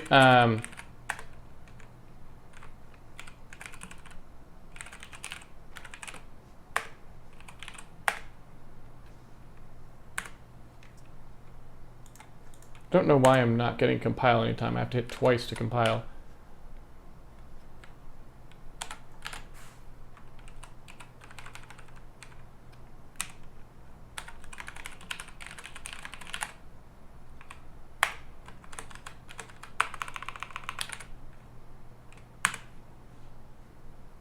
All right, 5-minute warning. So if I come through here and I ask it to use the old school path, so if I just use the 2 bind frame buffers and then use the blit, that one shows it just fine, right? No worries there. But this one doesn't. And so that seems to suggest to me that we don't have a problem with the rest of the path. We have a problem with this, right? Something that we're setting in here for whatever reason, leaves the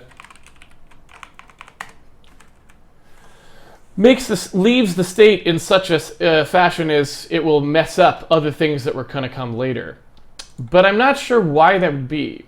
Because if we take a look at what happens here, we're setting our textures, these 2 multi-sample textures, texture 0, texture 1, we clear them both immediately thereafter. So we're not leaving any textures bound. When we bind the frame buffer, we clear it after the fact. Not that we even need to, because it will get set immediately after anyway. We don't change the read frame buffer anywhere. So that would be the same as it was. Of course, I don't know, maybe that's something we need to change.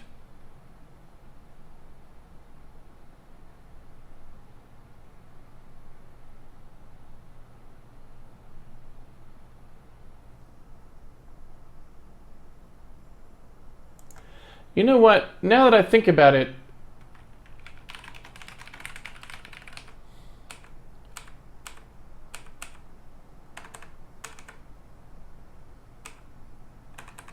I want to look at OpenGL bind frame buffer, because that just sets the whole frame buffer, right? Yeah.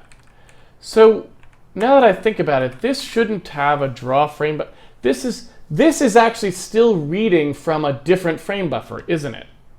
Because I only bound the draw frame buffer and I didn't bind the read frame buffer, which meant that the depth reads.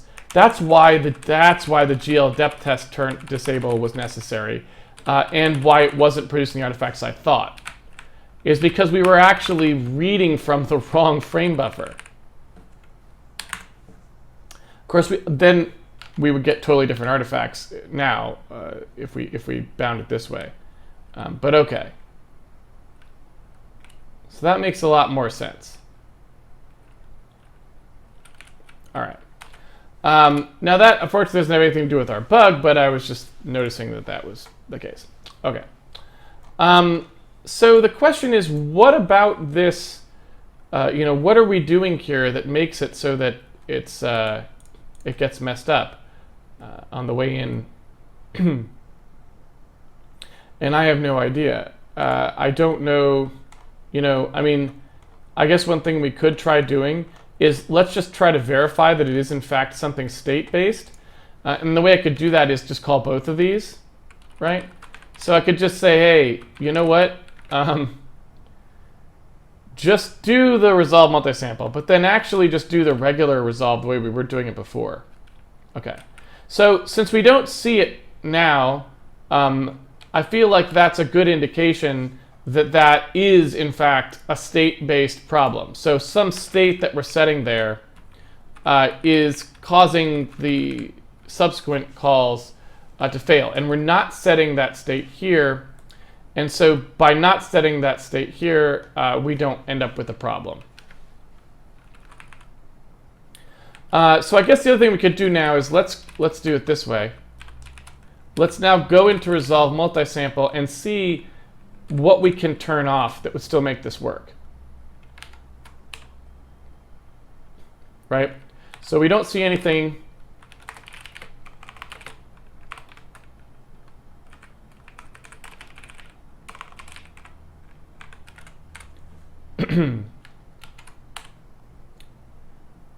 And now we do. Let's go ahead and binary search, I guess. So maybe let's go all the way down to that and see, can we do that much and still have it show up? Yes, we can. Can we bind the program?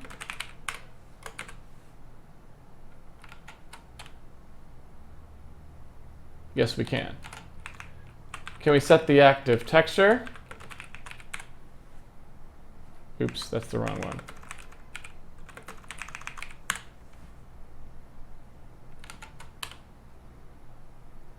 Yes, we can. Can we set both active textures?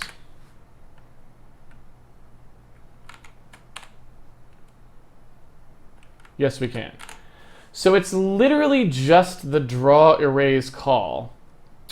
So actually syncing a primitive is required. We have to actually activate the pipeline itself. Okay, now I have no idea what's going on. Didn't we just verify that that would cause the problem? What am I missing?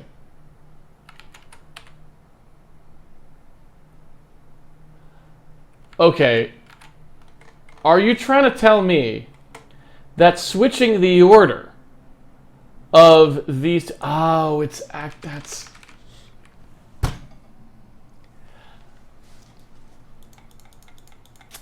GL active texture. So we were setting active texture 1 on the way out. It was leaving active texture. Oh God, this is why state-based stuff is so bad.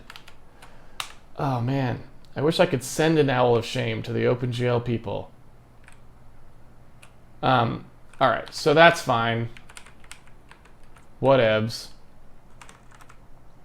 All right, so I'm going to go ahead and go to the Q&A here, but that's now we are now in control of the depth resolve ourselves.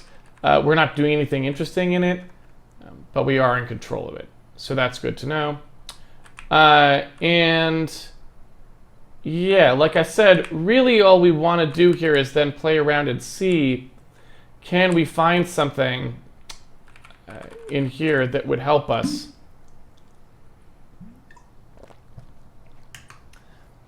And again, maybe that's just looking for a depth range that's reasonable, right?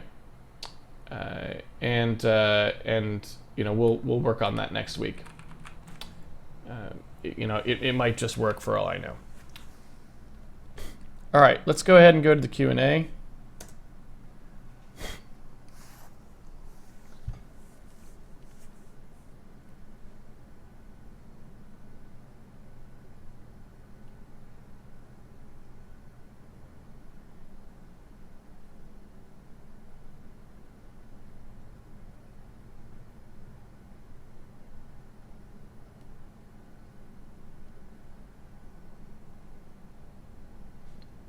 Nicola, Casey, you often argue that we don't need to free memory and clean up upon exiting the program. Does the same reasoning apply to GL delete program and others? I saw you use that and wondered what is the reasoning behind it. So I'm guessing, again, I know at the beginning of the stream you asked a question that we already covered, and this is also a question we already covered. So I'm assuming you must have missed some streams. So I'll give a brief recap, but the answer is already in the streams. We allow recompiling of shaders on the fly. And so the reason we call the delete call on programs is because we might recompile them many times. So when we recompile them, we call delete. We actually don't call delete on exit. So if you'll notice where we call gldelete program, it's when we change the settings, we free the programs before creating new ones. So we actually never do free them on exit, and you don't have to. We only free them when we're about to create new ones, and the reason for that is that, well, you know, do you really have to? Probably not, because how many times are you really going to change them in the course of a debug session? But it's just, you know, why not free them? It's not that much extra work to free them.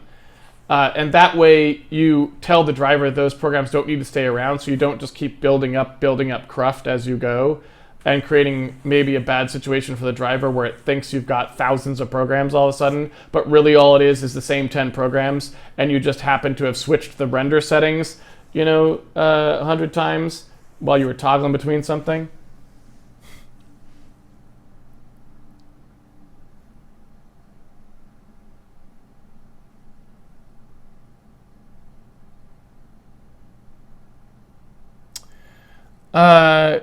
Calfris, casting in GLSL is done F32 parentheses value instead of parentheses F32 value. Is that actually true, or is that just only true because I'm using the old version? Because I thought I have used that in GLSL.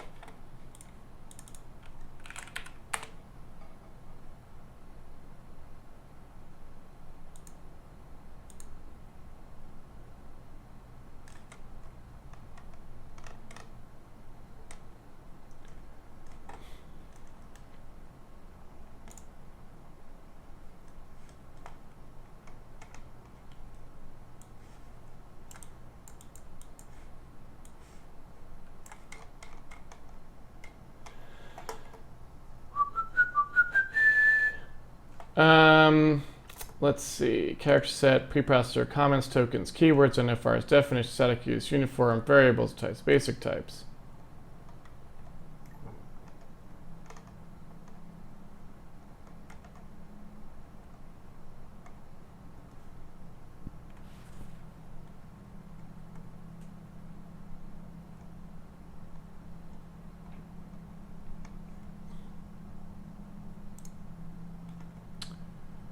Let's see.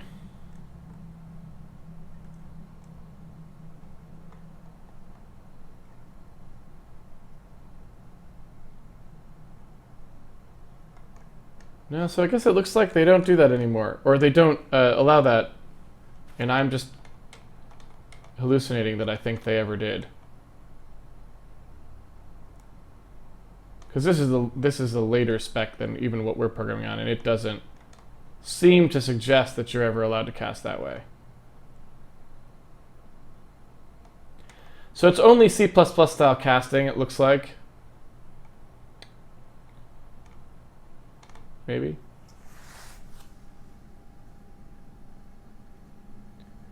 Grubby Juice. Is there a Vim version of your color scheme? Probably. I don't know. Not one that I've made. But there's probably a similar one out there. This is not an unusual color scheme. There's probably something close. Could you try using Mesa for debugging? Yeah, you can. I mean, it's a real pain to get everything set up. But, you know, if you really think that's going to be necessary, you can. I would recommend, before doing that, just getting a graphics card that you can use with Nsight. Which is NVIDIA's, like, you know, analysis thing, which is probably which I would like to do that for our stream at some point. At some point I will build a new machine for Handmade Hero, so we're not using 7-year-old hardware for the stream, but I just have not done that since I always hate spending money on new computers when old computers are working okay. So at the moment, we just live without it. But that's a very good way to debug as well. It's probably not as good as something like Mesa in terms of being able to step in. But on the other hand, Mesa, if you're in the mode where you can step into stuff, is slow. Whereas Nsight is full speed until you actually capture the frame, right? Which can help.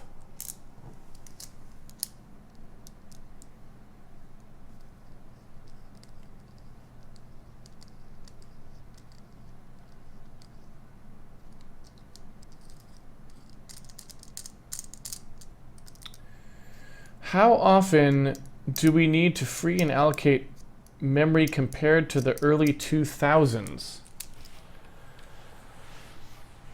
I'm not sure I understand the question. Can you elaborate on that question a little bit, perhaps? What video card do I use? This is a nutso. This machine is just a weird machine. So it's a pretty weird. Let's see here. It's a FireGL something. ATI FirePro V8 700.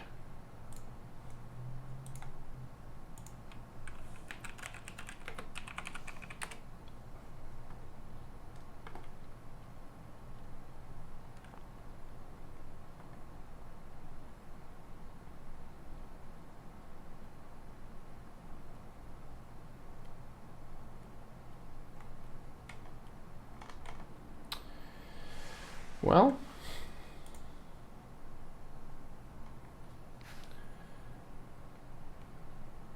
so it's you know,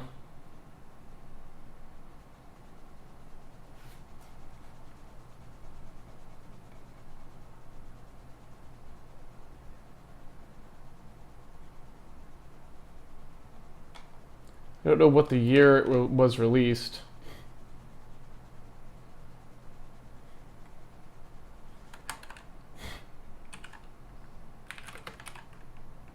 Oops.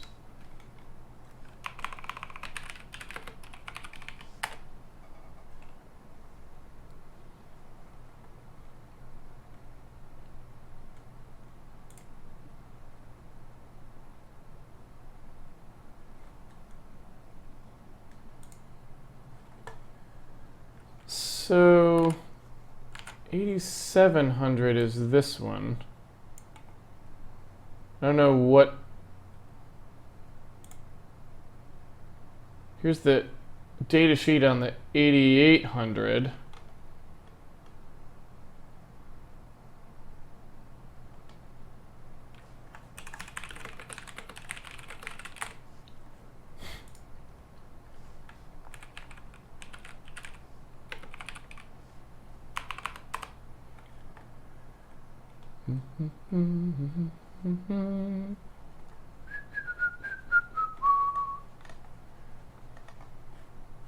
I don't see it. Doesn't seem to be listed here. Oh, there it is. FirePro 3D 8700. Oh my god. Dude, we're using basically a decade-old graphics card at this point. So that's good.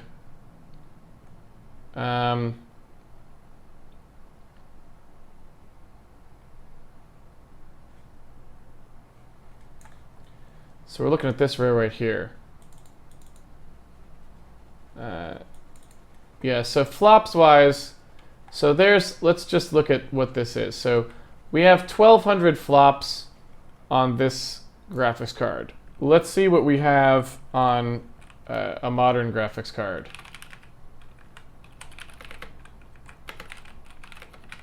Just stated flops, which, you know, obviously they always, it's kind of, you know, fungible, certainly. But let's say we had a 1080, just a straight 1080. We're not even going to go Titan. How many flops would we have there? All right, so 257, oh, sorry, 8,200, let's say, flops in single precision mode versus 1,200. So, you know, figure 7 times more powerful, roughly. Maybe. Just in terms of flops, not in any other metric. So, you know, everything else would be much more efficient as well, probably. Texel fetches, memory bandwidth. What is the bandwidth, actually? here's the bus bandwidth. So 320 gigabytes a second stated bandwidth. Let's see what the stated bandwidth is on this one. Where was my 8700 here? 8700 is the fourth line up.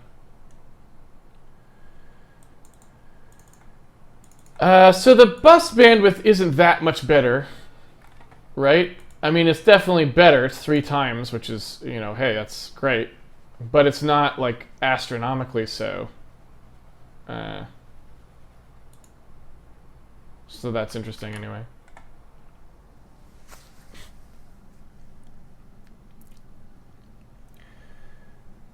Slightly off topic, I recently found out that AVE exists for SSE. There are pretty clear mathematical applications for it, such as matrix multiply. Do you see the benefits of using AVE, and in which contexts?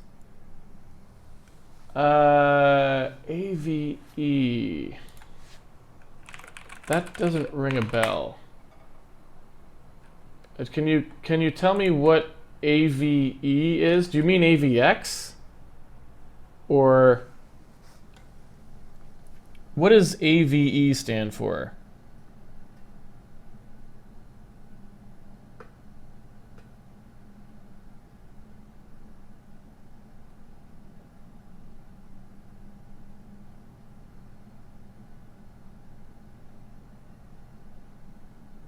Grubby Juice, what is the name of your color scheme?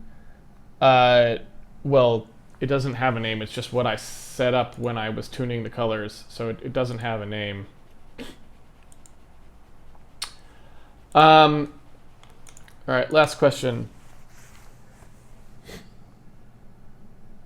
Okay, you meant AVX. Yeah, so basically AVX is, there's a bunch of things to say about AVX. Where do I start?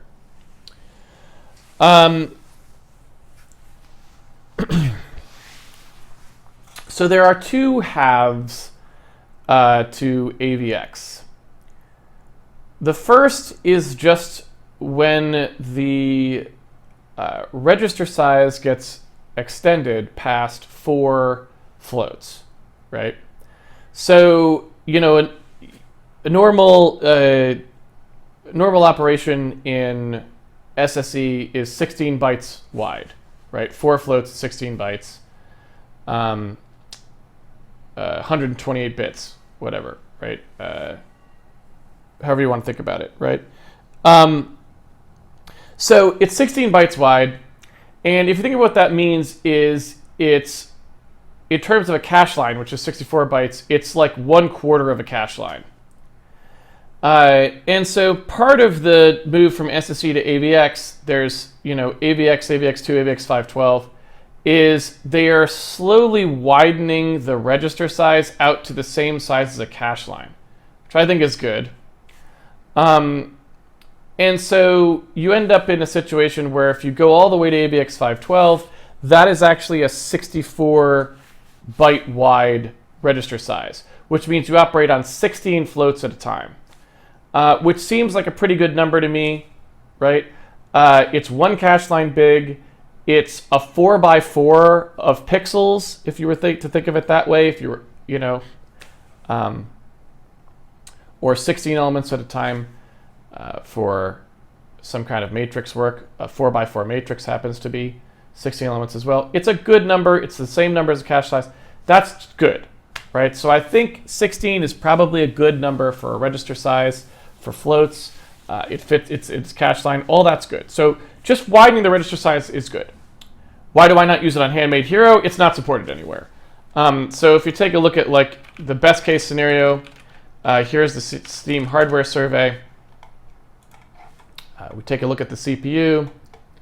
Let's see here. And what you can see here is you're really, even just turning on any AVX at all, 25% of your market goes away, right? You know, that's that's just a little bit too much of a hit. And that's before you even get to something like AVX512, which would be even worse. So targeting something like SSE3 is just a lot more sane, in my opinion, because you know that basically nobody is getting left out there. The number of people who are going to buy your game on Steam and not have SSE3 is pretty negligible, right? So assuming these numbers are accurate, you know, you look at it and you just go, wow, SSE4 looking a little dicey, AVX looking very dicey. It means 1 in 4 people who might come to your game can't run it, right? And so if you know for sure that the only people coming to your game are beefy McBeefwitch kind of users who have really advanced hardware, then, you know, maybe no big deal. But it's just, if you're talking about an indie game and, you know, especially something like Handmade Hero, where we're not, you know, trying to render some really fancy 3D thing, it just makes a little bit of sense to say, let's keep that support headache down and let's not target something. So, you know, that's the width side of AVX. And as the AVX stuff progresses, AVX256, AVX512, you get closer to, I think, what is probably the right size for those registers, which is probably, you know, probably 16 floats, 1 cache line. However, there's another side to AVX, which is the instruction set. The instruction set for AVX512 is actually very, very, very good. It's very good because it wasn't designed by Intel. Intel is terrible at designing SIMD instruction sets. SSE is a horrific instruction set, in my opinion. It's really bad. And AVX512 was the first time they had outside help, as far as I know. In fact, it was the folks at RAD who did a lot of the design work on that. Jeff Roberts, Michael Abrash, Tom Forsyth. I don't know, there are probably other people. I don't know if Mike Sarton probably was involved, possibly Ottman Binstock. But basically what happened was the RAD people, who are actually more on the programming end than on the software end, and who write assembly language code all the time, were like, let's make this instruction set more straightforward. And so I feel like having that, you know, outside influence really improved the instruction set dramatically. So AVX512 is actually the first time the instruction set from that collaboration, which was the Larrabee project, is actually making its way into the mainline chip. And that instruction set is much better. It has things like lane-based gather. It's got mask registers and masking of operations built into it so that you can trivially do stuff like do test that goes into a mask register and then operate on both sides of a branch. So it basically turns the instruction set into something you can actually use, rather than something where you're constantly shuffling and duping registers and having to like overwrite things. It's just, you know, it's much, much better because it was actually designed by people who program assembly language for a living and were like, here's what you actually need. So AVX512, if it ever gets here, you know, it's taken its sweet time. I think the first desktop chips that have AVX512 are like shipping now or something, right? There were Xeons that shipped with it a while back, and it's been in the Larrabee parts. So it's been in the original Xeon Phi and the new Knights Landing Xeon Phi, or whatever Xeon Phis are up to now. It's been in there forever. It was in there since the first one. But in terms of actually getting into the mainline processor, it's only going to come to the desktop now. And sadly, I don't think Ryzen picked it up, which sucks. So I think Ryzen's core doesn't do AVX512. And it's...